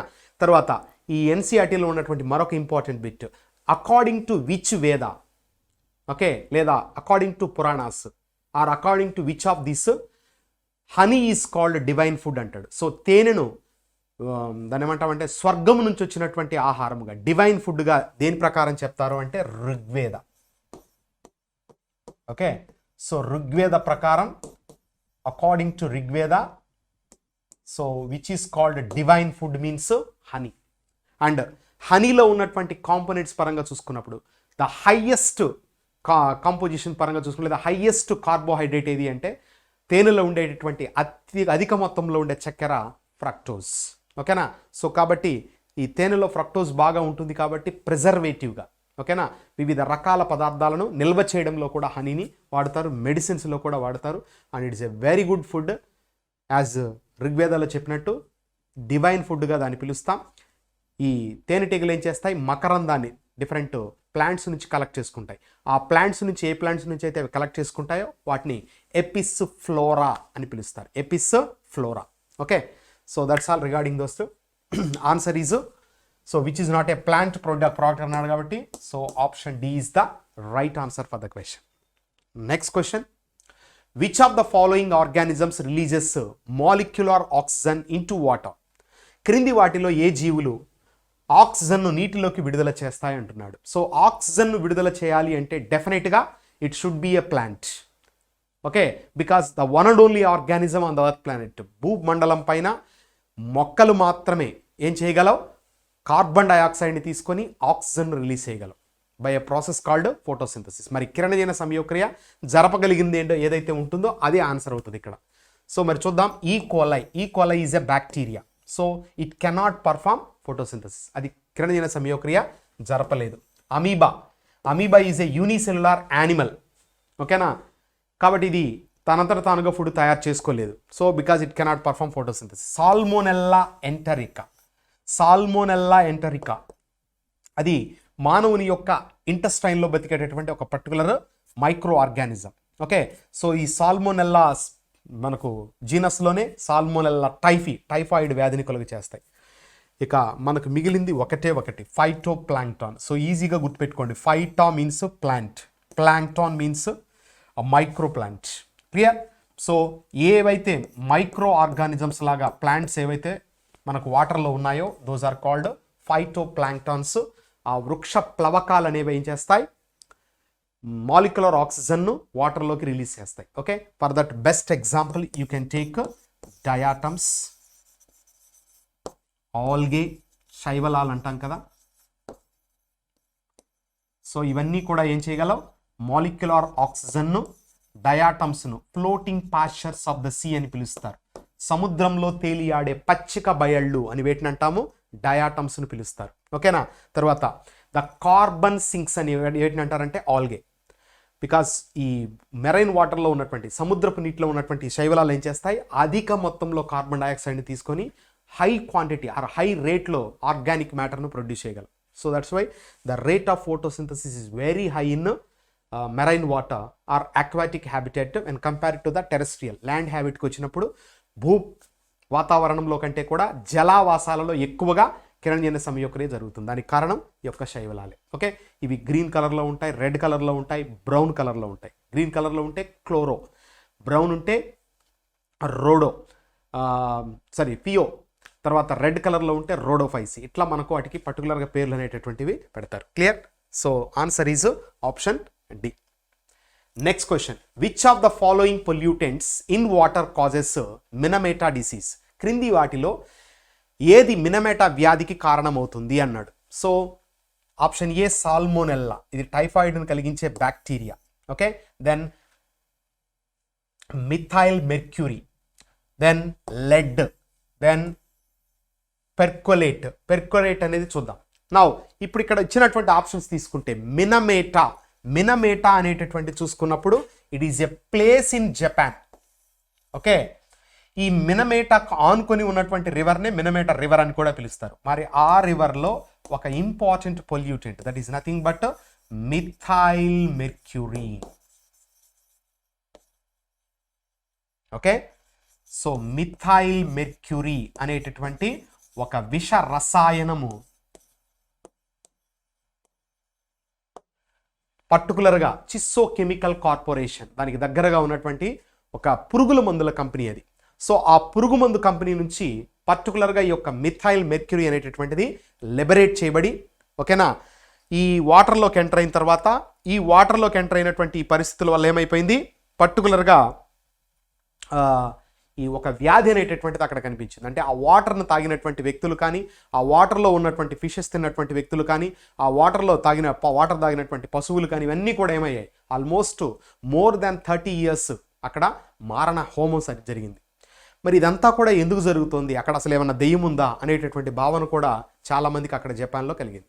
Finally they came to know that this is happening because of an important pesticide or especially the విషపూరిత రసాయనం దానిలో కలవడం ద్వారా జరుగుతుందని కనుక్కున్నారు. దాన్నే మిథైల్ మెర్క్యూరీగా గుర్తించి ఆ డిసీజ్కి ఏం పేరు పెట్టారు, మినమేటా అనేటటువంటి పేరుతో పిలవడం అనేటటువంటిది జరుగుతుంది. ఓకేనా, సో ఇలాగే మనకు ఇటాయి అనే డిసీజ్ వస్తుంది జపాన్లోనే. క్యాడ్మియం కలవడం ద్వారా పర్టికులర్గా మనకు వచ్చేటటువంటిది అనమాట అది. ఓకేనా, సో ఇక్కడ లెడ్ తీసుకున్నప్పుడు పర్టికులర్గా చూసుకుంటే లెడ్ వల్ల కూడా మనకు మినమేటా లాంటి వ్యాధి వస్తుంది. కానీ ఈ మిథైల్ మెర్క్యూరీ ద్వారా వచ్చేటటువంటి మినమేటా వేరు. లెడ్ ద్వారా పర్టికులర్గా కొన్ని రకాల ఆర్గానిజమ్స్కు ఎస్పెషల్లీ ఇన్ ద మెరైన్ వాటర్లో మనకు వచ్చేటటువంటి ఆ మినమేటాకు సంబంధంగా వేరుగా ఉంటుంది. ఓకేనా, అంటే ఆల్మోస్ట్ లక్షణాలు అలాగే ఉంటాయి కాబట్టి దాన్ని కూడా మినమేటా అనుకుంటారు. సో కాబట్టి కన్ఫ్యూజన్ వద్దు, మిథైల్ మెర్క్యూరీ అనేది గుర్తుపెట్టుకోండి. 1956లో జపాన్లో మే మంత్లో ఈ యొక్క డిసీజ్ను ఐడెంటిఫై చేశారు. 30 years, more than 30 years life lost అవ్వడానికి కారణమైనటువంటి ఒక వన్ ఆఫ్ ద ఇంపార్టెంట్ పొల్యూటెంట్గా కూడా మనం చెప్పుకోవచ్చు, వాటర్ పొల్యూటెంట్గా methyl mercury. Okay, so percolate means here ఇంకడం అనమాట, నీళ్ళు ఇంకడాన్ని పెర్కులేట్ అనవచ్చు. Clear? So answer is option B for this question. Right, next question, the process of converting wet waste to manure is called. తడి వ్యర్థాలను ఎరువుగా మార్చే ప్రక్రియను ఏమంటారు? సో సింపుల్ క్వశ్చన్ ఇది. Incineration, conservation, metabolism, composting. భస్మీకరణ, పరిరక్షణ, జీవక్రియ, composting. So no doubt answer is composting. ఇక్కడ పర్టికులర్గా ఎర్త్ వామ్స్, వానపాములు కనుక ఉపయోగిస్తే దాన్ని వర్మి కంపోస్ట్ అని పిలుస్తారు. Okay, so soil micro organisms ఏం చేస్తాయి, కార్బానిక్ పదార్థాన్ని లేదా కర్బన పదార్థాన్ని, సేంద్రియ పదార్థాన్ని ఏం చేస్తాయి, డీకంపోజ్ చేసి దాన్ని సాయిల్లోకి యాడ్ చేయడానికి పర్టికులర్గా హ్యూమస్ మేకింగ్లో హెల్ప్ చేస్తాయి. అలా మనం తయారు చేసేటటువంటి చెత్త నుంచి సంపద, స్వచ్ఛ భారత్లో ఒక ప్రోగ్రామ్ అది. Okay, so waste to wealth అనమాట. ఆ ప్రోగ్రాంలో భాగంగా పర్టికులర్గా ఈ కంపోస్టింగ్ విధానంలో సూక్ష్మజీవులను ఉపయోగించి ఏం చేయొచ్చు, చెత్త నుంచి మనము రకరకాలైనటువంటి ఎరువులతో కూడినటువంటి పదార్థాన్ని రూపకల్పన చేస్తారు. ఓకే, ఇక ఇన్సినరేషన్ తీసుకుంటే, ఇన్సినరేషన్ భస్మీకరణము అంటారు. So this incineration is important method which is practised in burning of various pollutants, వివిధ రకాల కాలుష్య కారకాలను, తర్వాత మానవుని యొక్క దేహాలను కూడా.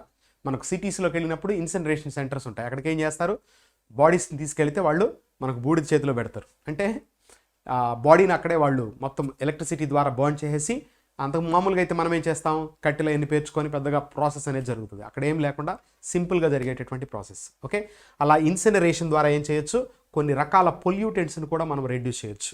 ఓకే, దీంతో పాటు ఇంకొక మెథడ్ కూడా వాడతారు, that is called pyrolysis. Okay, so ఈ పైరాలసిస్ అనేటటువంటిది పర్టికులర్గా మనకు హాస్పిటల్ వేస్ట్ ఉంది, హాస్పిటల్స్ నుంచి వచ్చేటటువంటి వేస్ట్ చాలా డేంజరస్ కాబట్టి ఎస్పెషల్ అక్కడ నీడిల్స్ కానీ సిరంజెస్ కానీ వీటన్నిటిని ఏం చేస్తారు, పైరో అంటే fire, lysis means break down. So ఫైర్ను ఉపయోగించి విచ్ఛిన్నం చేసేటటువంటి ప్రాసెస్ అనమాట, పైరాలసిస్ అంటారు. Clear? So here answer is option D. ఇక కన్జర్వేషన్, మెటబాలిజం అనేది not at all considerable options. Next question, how many chambers are present in the heart of a fish? ఒక చేప గుండెలో ఎన్ని గదులు ఉంటాయి? ఓకేనా, సో 1 3 4 2, 1 3 4 2 అంటున్నాడు. సో మనము సకశేరుకాలు, వెన్నెముక ఉన్నటువంటి జంతువులను తీసుకుంటే వాటన్నిటిని మనం ఏమంటాం, సకశేరుకాలు, వర్టిబ్రేట్స్ అని పిలుస్తాం. Okay, vertebrates. So if you take all these vertebrates, these are divided into 5 important classes. 5 తరగతులుగా వాటిని డివైడ్ చేశారు. The first class is called Pisces, చేపలు. సెకండ్ ఈజ్ కాల్డ్ యాంఫీబియన్స్, రెండవ దాన్ని ఉభయచరాలు అంటాం, రెండవ తరగతి. ఓకేనా, చేపలు నీటిలో నివసిస్తే, ఉభయచరాలు నీటిలో మరియు భూమి మీద నివసిస్తాయి. కప్ప దానికి best example. And the third one is reptiles, మూడవ తరగతిని సరీసృపాలు అని పిలుస్తారు. These are the true land vertebrates, పూర్తిగా భూ వాతావరణానికి అనుకూలత చెందినటువంటివి ఇవి. తర్వాత aves or birds. Okay, aves or birds, nothing but పక్షులు, ఎగిరేవి ఉన్నాయి, ఎగరనివి ఉన్నాయి. తర్వాత మ్యామల్స్, క్షీరదాలు అంటాం. ఓకే, సో పాలిచ్చి పెంచేటటువంటి జంతువులను ఏమని పిలుస్తారు, క్షీరదాలు అని పిలుస్తారు. ఓకేనా, సో ఇవి 5 తరగతులు. మరి ఇక్కడ మనం చూసుకున్నప్పుడు చేపలలో ఓకే 2 గదుల హృదయం ఉంటుంది, 2 గదుల హృదయం. ఓకే, 1 ఏట్రియం 1 వెంట్రికల్, ఒక కర్ణిక ఒక జఠరిక మాత్రమే ఉంటాయి. నెక్స్ట్ యాంఫీబియన్స్కి వచ్చినప్పుడు 3 చేంబర్డ్ హార్ట్ ఉంటుంది, 2 కర్ణికలు ఉంటాయి, 2 atria are present and 1 ventricle. So right atrium, left atrium, కుడి కర్ణిక ఎడమ కర్ణిక, లేదా కుడి ఏట్రియము ఎడమ ఏట్రియం. ఏట్రియం అనే పదమే గుర్తుపెట్టుకోండి. ఓకేనా, ఇక రెప్టైల్స్కి వచ్చినప్పుడు అసంపూర్ణంగా విభజన చెందినటువంటి, ఇన్కంప్లీట్లీ డివైడెడ్ 3 చేంబర్స్ అనొచ్చు. సో ఇక్కడ మనం చూసుకుంటే ఇలా 2 ఏట్రియా ఉంటాయి, కానీ వెంట్రికల్కి వచ్చినప్పుడు ఇన్కంప్లీట్గా డివైడ్ అవుతుంది. రెప్టైల్స్లో మాత్రం క్రోకడైల్, మొసలి అనేది ఎగ్జాంప్షన్, క్రోకడైల్లో మాత్రం 4 చేంబర్స్ ఉంటాయి. ఓకేనా, ఇక birds and mammals both contains 4 chambered, completely divided 4 chambered heart with 2 atria and 2 ventricles. Right atrium, left atrium, right ventricle, left ventricle. ఓకేనా, అలా మొత్తము కుడి కర్ణిక ఎడమ కర్ణిక, కుడి జఠరిక ఎడమ జఠరిక, 4 గదులతో హృదయం అనేటటువంటి తయారవుతుంది. కంప్లీట్గా బ్లడ్ అనేది డీఆక్సిజనేటెడ్, ఆక్సిజనేటెడ్ సపరేట్ అయిపోతాయి. ఓకే, ఆక్సిజన్ రహిత రక్తము, ఆక్సిజన్ సహిత రక్తం రెండు కూడా విడిపోయి ఉంటాయి. ఇక్కడ మీకు మరొక జనరల్ బిట్ గుర్తుపెట్టుకోండి, in which of the following animal, ఈ క్రింది ఏ జంతువులో ఎల్లప్పుడూ హృదయం గుండా మలిన రక్తం ప్రవహిస్తుంది అంటాడు. సో డీఆక్సిజనేటెడ్ బ్లడ్ ఎప్పుడు కూడా ఏ యానిమల్ యొక్క హార్ట్ గుండా పోతూ ఉంటుందంటే ఫిష్. ఓకేనా, ఎందుకంటే బాడీ పార్ట్స్ నుంచి ఏటీఎంకి వస్తుంది, ఏటీఎం నుంచి వెంట్రికల్, వెంట్రికల్ నుంచి గిల్స్కి వెళ్తుంది, మొప్పలకి వెళ్ళి అక్కడ శుభ్రపడి బాడీ పార్ట్స్కి వెళ్ళిపోతుంది. క్లియర్? తర్వాత ఇంకొక బిట్ కూడా ఇక్కడ, ఏక వలయ రక్త ప్రసరణ, సింగిల్ సర్క్యూట్ సర్క్యులేషన్ మనకి ఎక్కడ కనిపిస్తుంది అంటాడు. So for that also best example Pisces, చేపలు అనమాట. సో ఇక్కడ ఒక చేప గుండెలో ఎన్ని గదులు ఉంటాయండి? Option D 2 chambered. Okay, so 2 chambered heart is the right answer for this NTPC stage 2 2017 January 18th shift 3 biology questions, bilingual video explanation చూద్దాం. Here comes your first question, which of the following is not secreted by the stomach as a component of gastric juice? క్రింది వాటిలో జఠర రసంలో భాగంగా జీర్ణాశయం ద్వారా స్రవించబడనది ఏది అంటున్నాడు. So ఇక్కడ జీర్ణాశయం, stomach. So పర్టికులర్గా మనము మానవుని యొక్క జీర్ణ వ్యవస్థను తీసుకున్నప్పుడు, okay, if you take the human digestive system,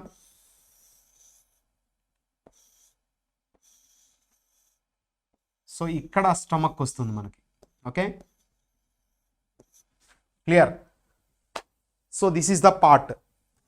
now the stomach is present on the left side. జీర్ణాశయం ఏ వైపు ఉంటుంది? ఎడం వైపు ఉంటుంది. క్లియర్? అంటే ఉదర భాగంలో, పొట్ట భాగంలో. మరి ఇక్కడ పర్టికులర్గా ఉండేటటువంటి గ్లాండ్స్ను జఠర గ్రంథులు, ఓకే, గ్యాస్ట్రిక్ గ్లాండ్స్ అని పిలుస్తాం. Gastric glands.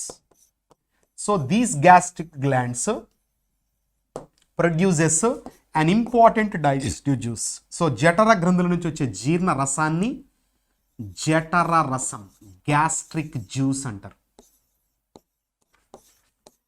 సో ఈ గ్యాస్ట్రిక్ జ్యూస్ తీసుకుంటే, ఓకే, ఈ గ్యాస్ట్రిక్ జ్యూస్ చూసుకుంటే జనరల్గా ఇందులో ఏముంటాయంటే ఎలక్ట్రోలైట్స్ ఉంటాయి, కొన్ని రకాల లవణాలు ఉంటాయి.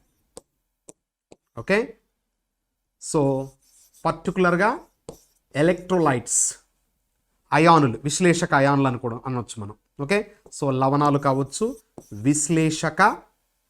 విశ్లేషక అయానులు కూడా అని పిలుస్తాం. Okay,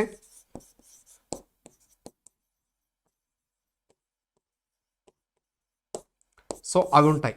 next an important acid, hydrochloric acid ఉంటుంది. Because of this hydrochloric acid only జఠర రసానికి ఆమ్ల స్వభావం, ఎసిడిక్ నేచర్ వస్తుంది. ఓకేనా?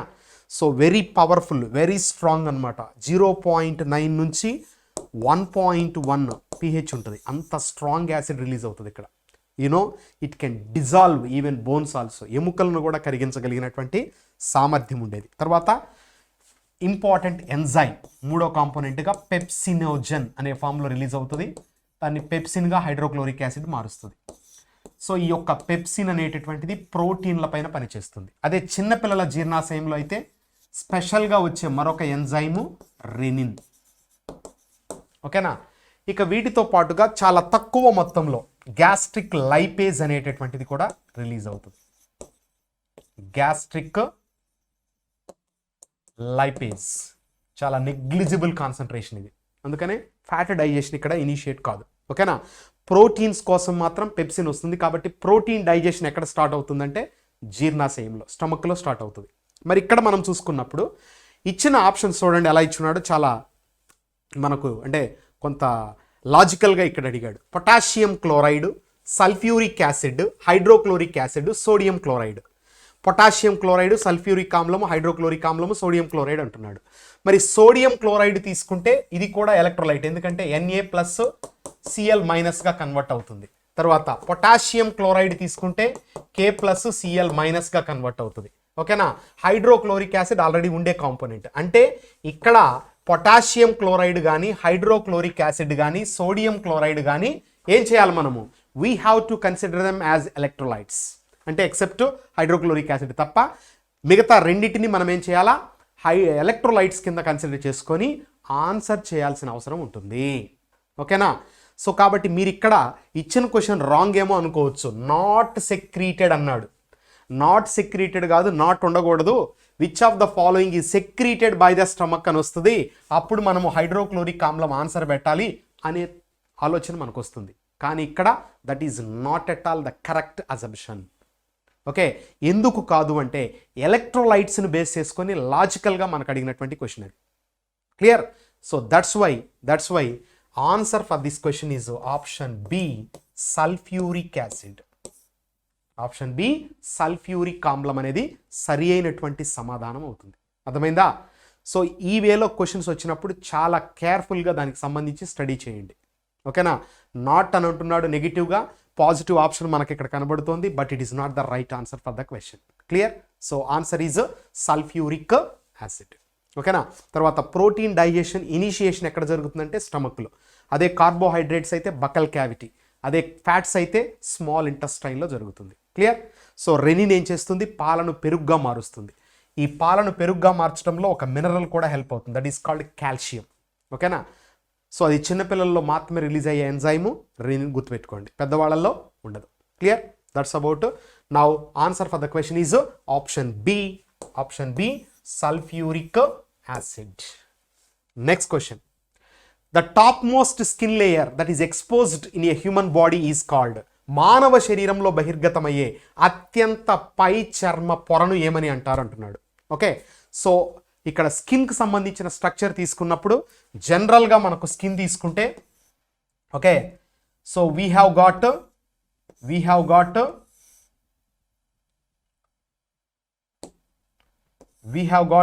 The skin structure like this. ఓకేనా, సో ఇక్కడ మనం చూసుకున్నప్పుడు this is the outer most skin layer. ఓకేనా, ఆల్మోస్ట్ 3 లేయర్స్ తయారవుతుంది. తర్వాత we have got the inner layer called dermis. So outer epidermis, inner dermis. ఓకేనా, ఎపిడెర్మిస్లో మనకు 3 లేయర్స్ కనబడతాయి. మొదటి కార్నియస్ లేయర్, తర్వాత గ్రాన్యులార్ లేయర్, తర్వాత మాల్ఫీజియన్ లేయర్ అని చెప్పేసి. మాల్ఫీజియన్ పొర, కార్నియస్ స్తరము, గ్రాన్యులార్ స్తరం అనే 3 పొరలు ఉంటాయి. ఆ 3 పొరలలో పై పొర తీసుకున్నప్పుడు ఎపిడెర్మిస్గా వస్తుంది. అర్థమైందా లేదా? ఈ 3 పొరలను ఎపిడెర్మిస్లో భాగంగా చెప్పుకోవచ్చు. మరి ఇక్కడ మనకు అంత డెప్త్ క్వశ్చన్ అడగల. ఏమన్నాడు? Which of the following is exposed to the human body, outer skin పార్ట్గా మనం చూసుకున్నప్పుడు బహిర్గతమయ్యే భాగము తీసుకుంటే ఎపిడెర్మిస్. ఓకే, పై బాహ్య చర్మము ఎపిడెర్మిస్ అనేటటువంటిది ఉంటుంది. ఇక్కడ పర్టికులర్గా ఉండేటటువంటి ఒక ఇంపార్టెంట్ ప్రోటీన్ మనకు కావాలి, దట్ ఈస్ కాల్డ్ కెరాటిన్. ఓకేనా, ఈ కెరాటిన్ ఏం చేస్తుందంటే జంతు కణాలను, యానిమల్ సెల్స్ను నిర్జీవంగా మార్చేటటువంటి protein. Okay, so which protein makes animal cell dead cell means keratin. Keratin అనేది ప్రోటీన్, గుర్తుపెట్టుకోండి. తర్వాత the protein present in the nails, గోర్లలో, తర్వాత హెయిర్, వెంట్రుకలలో, తర్వాత వాట్ టు సే వూల్, మనకు ఉన్ని తయారు చేస్తారు కదా, ఉలెన్ క్లాత్స్ ఉన్నాయి కదా గొర్రెల నుంచి, మేకల నుంచి తీసి. సో వాటిలో కూడా ఏముంటుందంటే కెరాటిన్ ఉంటుంది. క్లియర్? అదే సిల్క్లో అయితే ఫైబ్రిన్ మరియు సిరిసిన్ అనేటటువంటి ప్రోటీన్స్ ఉంటాయి.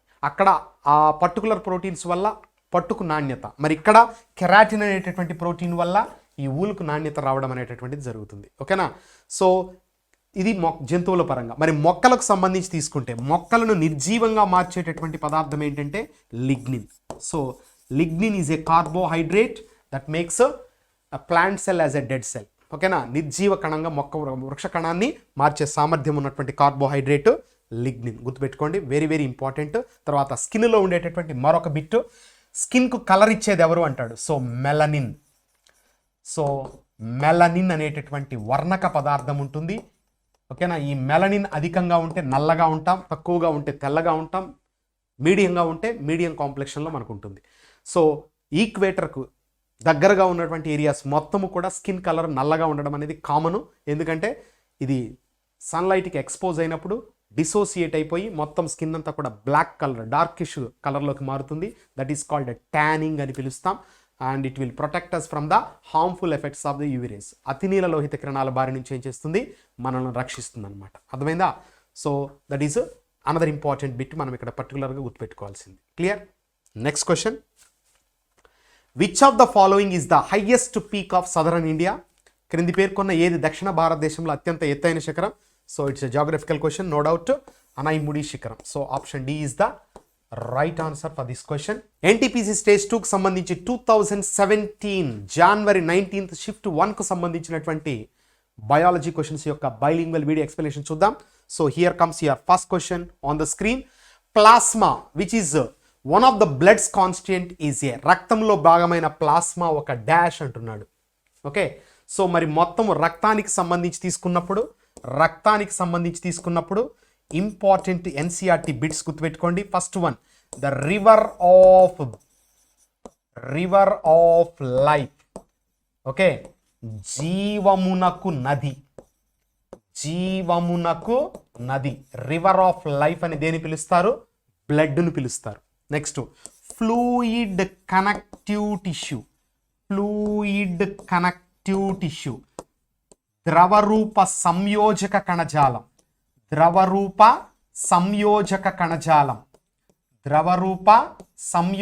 కణజాలం అని దేనిని పిలుస్తారు అంటాడు. Okay, next 3, the medium of transportation, the medium of transportation, రవాణాకు ఉపయోగపడేటటువంటి మాధ్యమం, రవాణా మాధ్యమం. ఓకే, సో రవాణా మాధ్యమం అని దేనిని పిలుస్తారు? రక్తమును పిలుస్తారు. అర్థమైందా? ఇక రక్తానికి సంబంధించిన అధ్యయనాన్ని ఏమంటాం? హెమటాలజీ.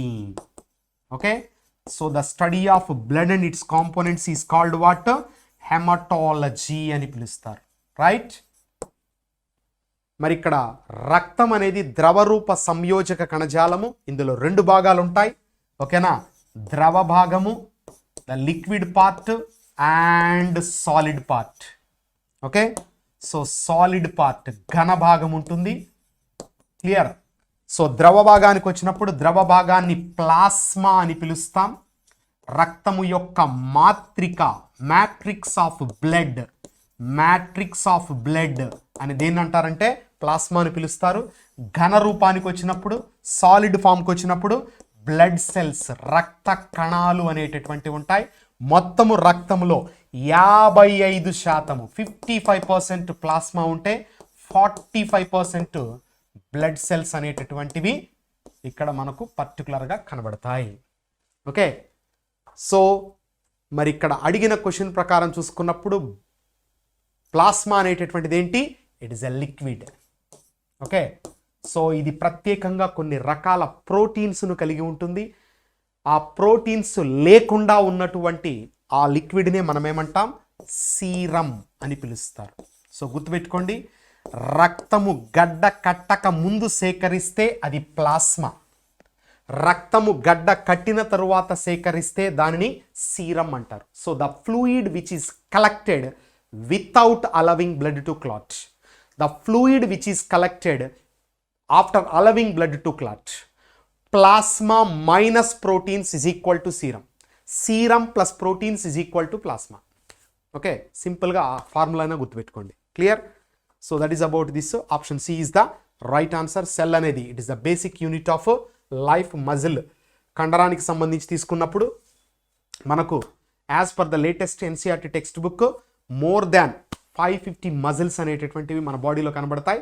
ఓకే, ఆ నంబర్ కూడా గుర్తుపెట్టుకోండి. 539 అనేది ఇంతకు ముందు ఉండేది, సారీ 639, ఇప్పుడు 650 కంటే ఎక్కువగా మజిల్స్ మనకు ఉంటాయి పర్టికులర్గా. తర్వాత బిగ్గెస్ట్ మజిల్ మనం చూసుకున్నప్పుడు గ్లూటియస్ మ్యాక్సిమస్ వస్తుంది, అండ్ ద స్మాలెస్ట్ మజిల్ స్టెపీడియస్ ఇయర్లో ఉంటుంది. ఓకే, సో ఈ కామను. ఇక కణజాలము టిష్యూకి వచ్చినప్పుడు ఒకే పుట్టుక, ఒకే నిర్మాణము కలిగి ఒకే రకమైన విధులు నిర్వర్తించే కణాల సమూహం. Okay, a group of cells which are similar in their structure, function and origin can be called as what? A tissue. మొక్కలలో, జంతువులలో వేరువేరుగా కణజాలాలు ఉంటాయి. రక్తము కూడా ఏంటి? ఒక రకమైనటువంటి ద్రవరూప సంయోజక కణజాలం, fluid connective tissue. So answer is option C, liquid. Next, rhinoscope is an instrument for examining. Rhinoscope పరిశీలించడానికి ఒక పరికరం. బ్రెయిన్, ఐస్, నోస్, ఇయర్స్, మెదడు, కళ్ళు, ముక్కు, చెవులు. సో నో డౌట్ రైనో అనే పదం ఎక్కడొచ్చినా సరే గుర్తుపెట్టుకోండి, the study of nose is called rhinology. Okay, ముక్కును గురించి చేసే అధ్యయనాన్ని ఏమంటాం? రైనాలజీ అని పిలుస్తారు. తర్వాత ముక్కుకు సంబంధించి మనకు కోల్డ్, కామన్ కోల్డ్ తీసుకున్నప్పుడు రైనో వైరస్. ఓకే, సో జలుబును కలిగించు వైరస్ ఏది అంటే రైనో వైరస్. సో కాబట్టి ఇక్కడ ఈ రైనోస్కోప్ అనేటటువంటిది no doubt it will be used to examining the nose, and the doctor who treats this is ENT, ear, nose, థ్రోట్కు సంబంధించి ఒకే డాక్టర్. 1 షాట్ 3 బర్డ్స్ అనమాట. ఒక పేమెంట్తో 3 వ్యాధులను మనం నయం చేసుకోవచ్చు డాక్టర్ దగ్గరికి పోతే. Clear? So that's about this. And ఐస్కి వచ్చినప్పుడు ఆప్థమాలజిస్ట్, తర్వాత బ్రెయిన్కి సంబంధించి న్యూరో సైన్స్గా చెప్తాం. ఓకే, సో ఇయర్స్కి వచ్చినప్పుడు ఓటాలజీ అంటారు, otology. Okay, the study of ears, otology అని పిలుస్తాం. So answer is option C. NTPC stage 2కి సంబంధించి 2017 January 19th షిఫ్ట్ 2కి సంబంధించినటువంటి బయాలజీ క్వశ్చన్స్ యొక్క బైలింగ్వల్ వీడియో ఎక్స్ప్లెనేషన్ చూద్దాం. So here comes your first question. Dash is not a mode of heterotrophic nutrition. పరపోషణ యొక్క విధానము కాదు అంటున్నాడు. సో మరి ఇక్కడ హెటిరోట్రాఫిక్. ఓకే, సో హెటిరోట్రాఫిక్ వచ్చినప్పుడు, పరపోషణ విధానానికి వచ్చినప్పుడు, hetero means many, troph means gathering or collecting the food అనమాట. సో ఒకటి కంటే ఎక్కువ ఆర్గానిజమ్స్ నుంచి కనుక ఫుడ్ని కలెక్ట్ చేసుకుంటే that is called heterotrophic nutrition and those organisms are called heterotrophs. వాటిని మనము పరపోషకాలుగా పిలుస్తాం. ఓకే, మరి ఈ హెటిరోట్రాఫిక్ న్యూట్రిషన్లో, ఓకే, పరపోషణ విధానంలో బేసిక్గా మనం చూసుకున్నప్పుడు there are 3 types. One is parasitic, పరాన్న జీవ పోషణ ఉంటుంది, తర్వాత సాప్రోఫైటిక్,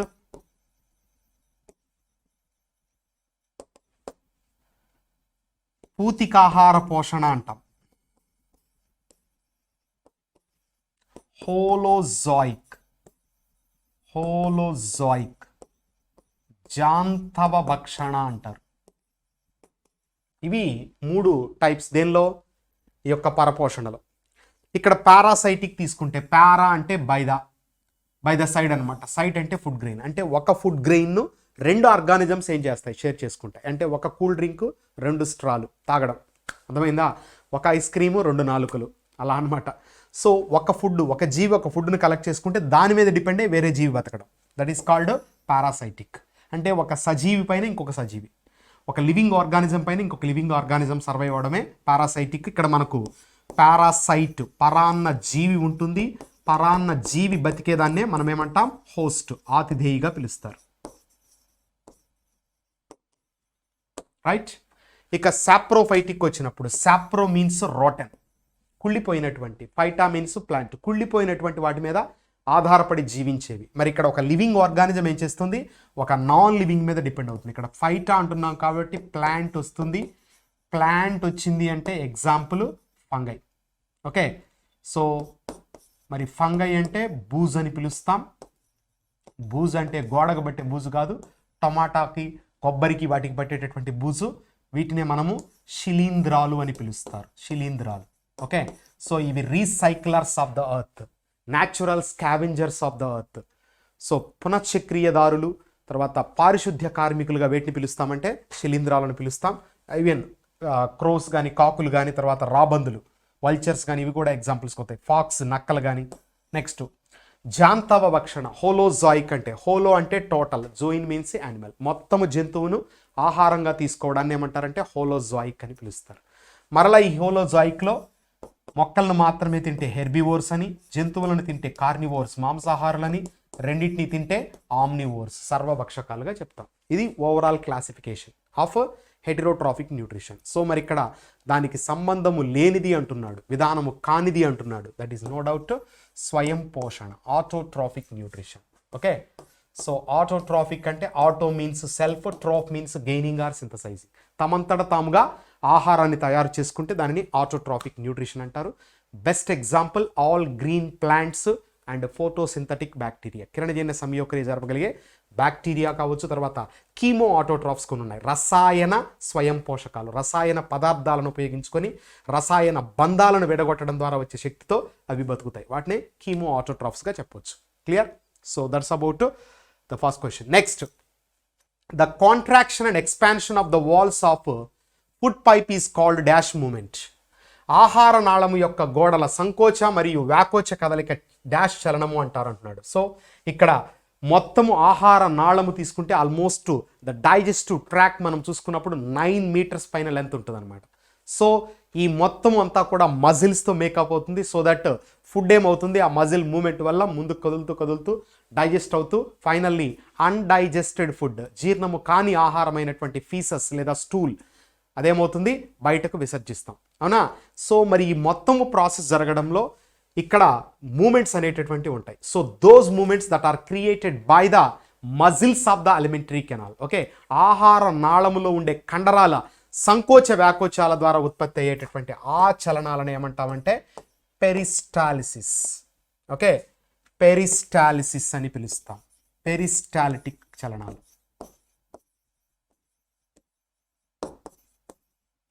ఓకే, సో పెరిస్టాలిటిక్ చలనాలుగా పిలుస్తారు. అర్థమైందా?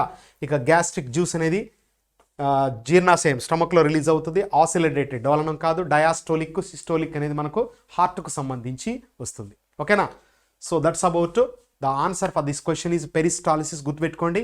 ఇక్కడ and all the muscles, most of the muscles present in the alimentary canal are smooth muscles, నునుపు కండరాలు.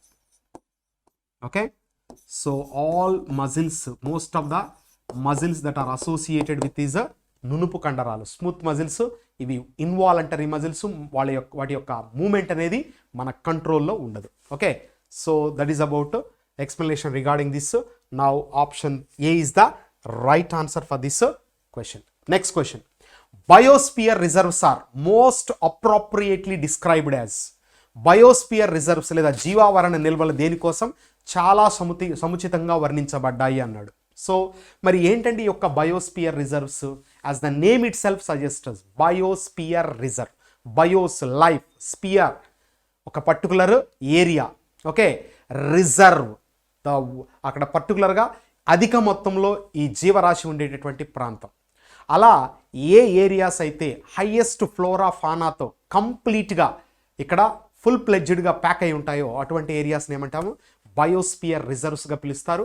And these biosphere reserves were created in the 1971లో మనకు యునెస్కో డిజైన్ చేసినటువంటి మ్యాన్ అండ్ బయోస్పియర్ ఈ programme కింద పర్టికులర్గా ఈ బయోస్పియర్ రిజర్వ్స్ని ఏర్పాటు చేయడం జరిగింది.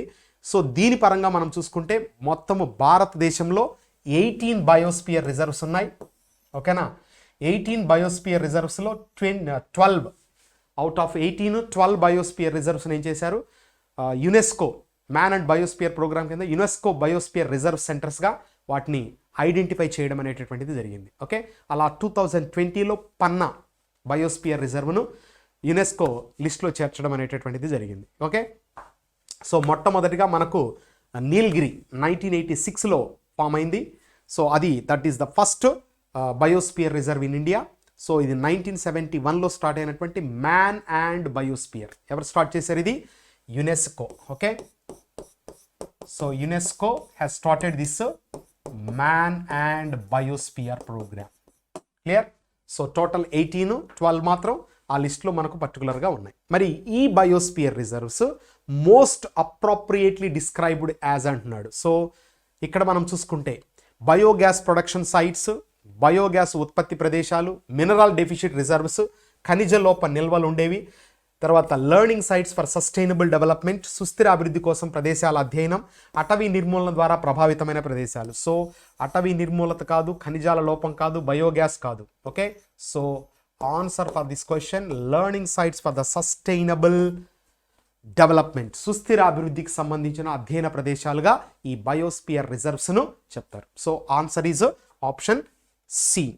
NTPC stage 2 2017 January 19th shift 3 biology క్వశ్చన్కి సంబంధించినటువంటి బయోలింగ్వల్ వీడియో ఎక్స్ప్లెనేషన్ చూద్దాం. So here comes your first question on the screen. Which of the following is the first mammal species to be wiped out by human included climate change? మానవ ప్రేరిత వాతావరణ మార్పుల ద్వారా తుడిచిపెట్టుకుపోయిన మొదటి క్షీరదాల జాతులు ఈ క్రింది వాటిలో ఏది అంటున్నాడు. ఓకే, సో మరి క్షీరద జాతులు అన్నాడు కాబట్టి ఇవి మొత్తము కూడా క్షీరదాలే. ప్యాంథెరా టైగ్రిస్, ప్యాంథెరా అన్సియా మనకు చూసుకున్నప్పుడు పులికి సంబంధించినటువంటివి అన్నమాట. తర్వాత ఇక్కడ బ్రాంబుల్కే మెలోమిస్ తీసుకున్నప్పుడు ఇది ఎలుక, ర్యాట్. సో ఉర్సస్ మ్యారిటిమస్ తీసుకున్నప్పుడు దిస్ ఈజ్ పోలార్ బేర్, ధ్రువపు ఎలుగుబంటి అనమాట. మరి ఇక్కడ ఏది ఎక్స్టింక్ట్ అయింది అనేది చూసుకుంటే so you have to consider the Bramble Cay melomys. ఓకేనా? So this Bramble Cay melomys has got extincted due to human included environment, మానవ ఆవాసాల ఫలితంగా. ఇది ఒక endemic species. Endemic means the species which is confine to a particular geographical zone. So ఒక నిర్దిష్ట భౌగోళిక ప్రాంతానికి మాత్రమే పరిమితమైతే దాన్ని ఏమంటాం? ఎండమిక్ స్పీషీస్ అంటాం. అలా చూసుకున్నప్పుడు కివీ బర్డ్ న్యూజిలాండ్కు, కాంగరూ ఆస్ట్రేలియా అలా. అలాగే ఒక నార్త్ ఆస్ట్రేలియా ప్రాంతంలో క్వీన్స్లాండ్ అవి ఉన్నాయి చూడండి, ఆ ప్లేసెస్లో ఎక్కువగా కనిపించేటటువంటి ఒక ఎలుక జాతే ఈ యొక్క బ్రాంబుల్కే మెలోమిస్. ఓకేనా. సో ఇది ఇక్కడ ఉన్నటువంటి అంటే ఆ రొడెంట్స్కి సంబంధించి ఈ ఎలుకలకు సంబంధించి తీసుకున్నప్పుడు వీటిలో ఇది పర్టికులర్గా మ్యూరిడే అనేటటువంటి విభాగంలో చిట్ట చివరి జంతువుగా దీన్ని గుర్తించారు. యాక్చువల్గా క్వీన్స్లాండ్ యూనివర్సిటీ వాళ్ళు 2009లోనే ఓకేనా ఇది ఎక్స్టింక్ట్ అయినట్టుగా చెప్పారు. ఎందుకంటే ఆ తర్వాత అది కనిపించాలి అసలు తర్వాత. కానీ అఫీషియల్గా IUCN ఏం చేసిందంటే international union for conservation of nature మనం చూసుకున్నప్పుడు IUCN వారు 2015లో దీనిని ఎక్స్టింక్ట్గా గుర్తించారు. అంటే అంతరించిపోయినటువంటి జీవజాతిగా దీని లిస్టులో చేర్చడం అనేది జరిగింది. అయితే ఈ ఆస్ట్రేలియా యూనివర్సిటీ మాత్రం 2019లో కన్ఫర్మ్ చేసింది. సో కాబట్టి ఇక్కడ ఆస్ట్రేలియా యూనివర్సిటీ ఏమో 2019లో, IUCN ఏమో 2015లో, క్వీన్స్లాండ్ యూనివర్సిటీ ఏమో 2009లోనే ఈ జంతువు ఎక్స్టింక్ట్ అయినట్టుగా కన్క్లూడ్ చేశాయి. ఓకేనా. సో మరి మనకి ఇక్కడ 2015కు సంబంధించి IUCN డిక్లేర్ చేసింది కాబట్టి మనకు ఆ సెషన్కు సంబంధించి ఈ క్వశ్చన్ను ఇవ్వడం అనేటటువంటిది జరిగింది. ఓకేనా. So answer is Bramble Cay melomys. గుర్తుపెట్టుకోండి ఇది ఒక ర్యాట్ అనమాట. ఓకే. సో ఎలుక. Clear. Answer is option C. Next, which one of the following has the largest population in a food chain? క్రింది పేర్కొన్న ఏది ఆహారపు గొలుసులో అత్యధిక జనాభాను కలిగి ఉంది? Okay. So the highest population తీసుకుంటే జనరల్గా మనకు ఆహారపు గొలుసులో ఏది ఉంటుందంటే డీకంపోజర్స్ ఉంటాయి. Okay. So compared to producers and consumers, primary కానీ సెకండరీ కానీ ప్రథమ ద్వితీయ తృతీయ వినియోగదారుల పరంగా ఏది తీసుకున్నా సరే డెఫినెట్గా నంబర్ మాత్రం డీకంపోజర్స్ ఎక్కువ ఉంటుంది. కానీ డైరెక్ట్గా డీకంపోజర్స్ను మనము ఆహారపు గొలుసులో చూపించము. Okay. We are not going to identify or indicate the decomposers in the food chain. ఎందుకంటే ప్రొడ్యూసర్ చనిపోయినా, ప్రైమరీ కన్జ్యూమర్ చనిపోయినా, సెకండరీ టెర్షరీ కన్జ్యూమర్ ఎవరు చనిపోయినా సరే ఆ ఎనర్జీ అనేది ఎక్కడికి షిఫ్ట్ అవుతుంది? డీకంపోజర్స్కు షిఫ్ట్ అవుతుంది. కాబట్టే ప్రతి స్టేజ్లో డీకంపోజర్ ఒక ఇంటర్నల్గా ఉంటుంది. కాబట్టే ఫుడ్ చైన్లో ఎక్కడా కూడా మనము డీకంపోజర్ అనేది మెన్షన్ చేయము. ఓకేనా. బట్ ఆర్గానిజమ్స్ నంబర్ పరంగా చూసుకున్నప్పుడు మాత్రం డెఫినెట్గా decomposers compared to any other organism in the food chain, ఆహారపు గొలుసులో ఉన్న ఏ జీవితో పోల్చినా సరే అత్యధిక సంఖ్యలో ఉంటాయి. అండ్ దీస్ డీకంపోజర్స్ విచ్ఛిన్నకారులను మనం ఏమంటాము? రీసైక్లర్స్ ఆఫ్ ద ఎర్త్, పునశ్చక్రీయదారులు. ఓకే. పునశ్చక్రీయదారులు as per the latest textbook NCERTలో ఇచ్చినటువంటి బిట్ ఇది. సో డీకంపోజర్స్ ఆర్ కాల్డ్ పునశ్చక్రీయదారులు, రీసైక్లర్స్ ఆఫ్ ద ఎర్త్గా మనం పిలుస్తాం. Recyclers of the earth. Okay. So answer is option C. Next question, elephants, bears and rhinos are examples of. ఏనుగులు, ఎలుగుబంట్లు మరియు ఖడ్గమృగాలు దీనికి ఉదాహరణలు. సో ఇక్కడ ఏనుగులు తీసుకున్నా, ఎలుకలు తీసుకున్నా, ఎలుగుబంటులు తీసుకున్నా, ఖడ్గమృగాలు తీసుకున్నా ఇవన్నీ కూడా ఏం చేస్తాయి? తమ పిల్లలకు పాలిచ్చి పెంచుతాయి. That is the only one important thing that we have to remember. So అది ముఖ్యమైనది కాబట్టి ఇక్కడ పాలిచ్చి పెంచే జంతువులన్నింటినీ మనం ఏమంటాం? మ్యామల్స్, క్షీరదాలు అని పిలుస్తాం. ఓకే. సో మనకు గత సెషన్స్లో కూడా దీనికి సంబంధించి వచ్చింది. మొత్తము వెన్నెముక కలిగినటువంటి జంతువులను 5 తరగతులు చేశారు. పైసెస్ చేపలు, ఆంఫిబియన్స్ ఉభయచరాలు, రెప్టైల్స్ సరీసృపాలు, పక్షులు ఏవ్స్ ఆర్ బర్డ్స్ అని పిలుస్తాం. And 5th class is called mammals, క్షీరదాలు. ఓకేనా. సో ఈ 5 తరగతులకు సంబంధించినటువంటి జంతువుల పరంగా చూసుకున్నప్పుడు పక్షులు ఎగిరే ఉన్నాయి, ఎగరలేని ఉన్నాయి. ఉభయచరాలు కప్పలు, ఆంఫిబియన్స్. ఓకే. దెన్ సరీసృపాలకు వచ్చినప్పుడు పాములు, తర్వాత మొసలి, డైనోసార్, తాబేలు, టాటాయిస్ అంటాం కదా, ఇటువంటివన్నీ కూడా రెప్టైల్స్ కిందకు వస్తాయి. క్లియర్. ఇక ఎలుగుబంటి కానీ, ఏనుగు కానీ, కుక్క కానీ, బ్యాట్ కానీ, డాల్ఫిన్ కానీ, తర్వాత ఇవన్నీ కూడా మనకి దేని కిందకు వస్తాయంటే పాలిచ్చి పెంచేటటువంటి జంతువులు కాబట్టి these are called mammals. So answer is option B. Okay. So that's all. Thank you.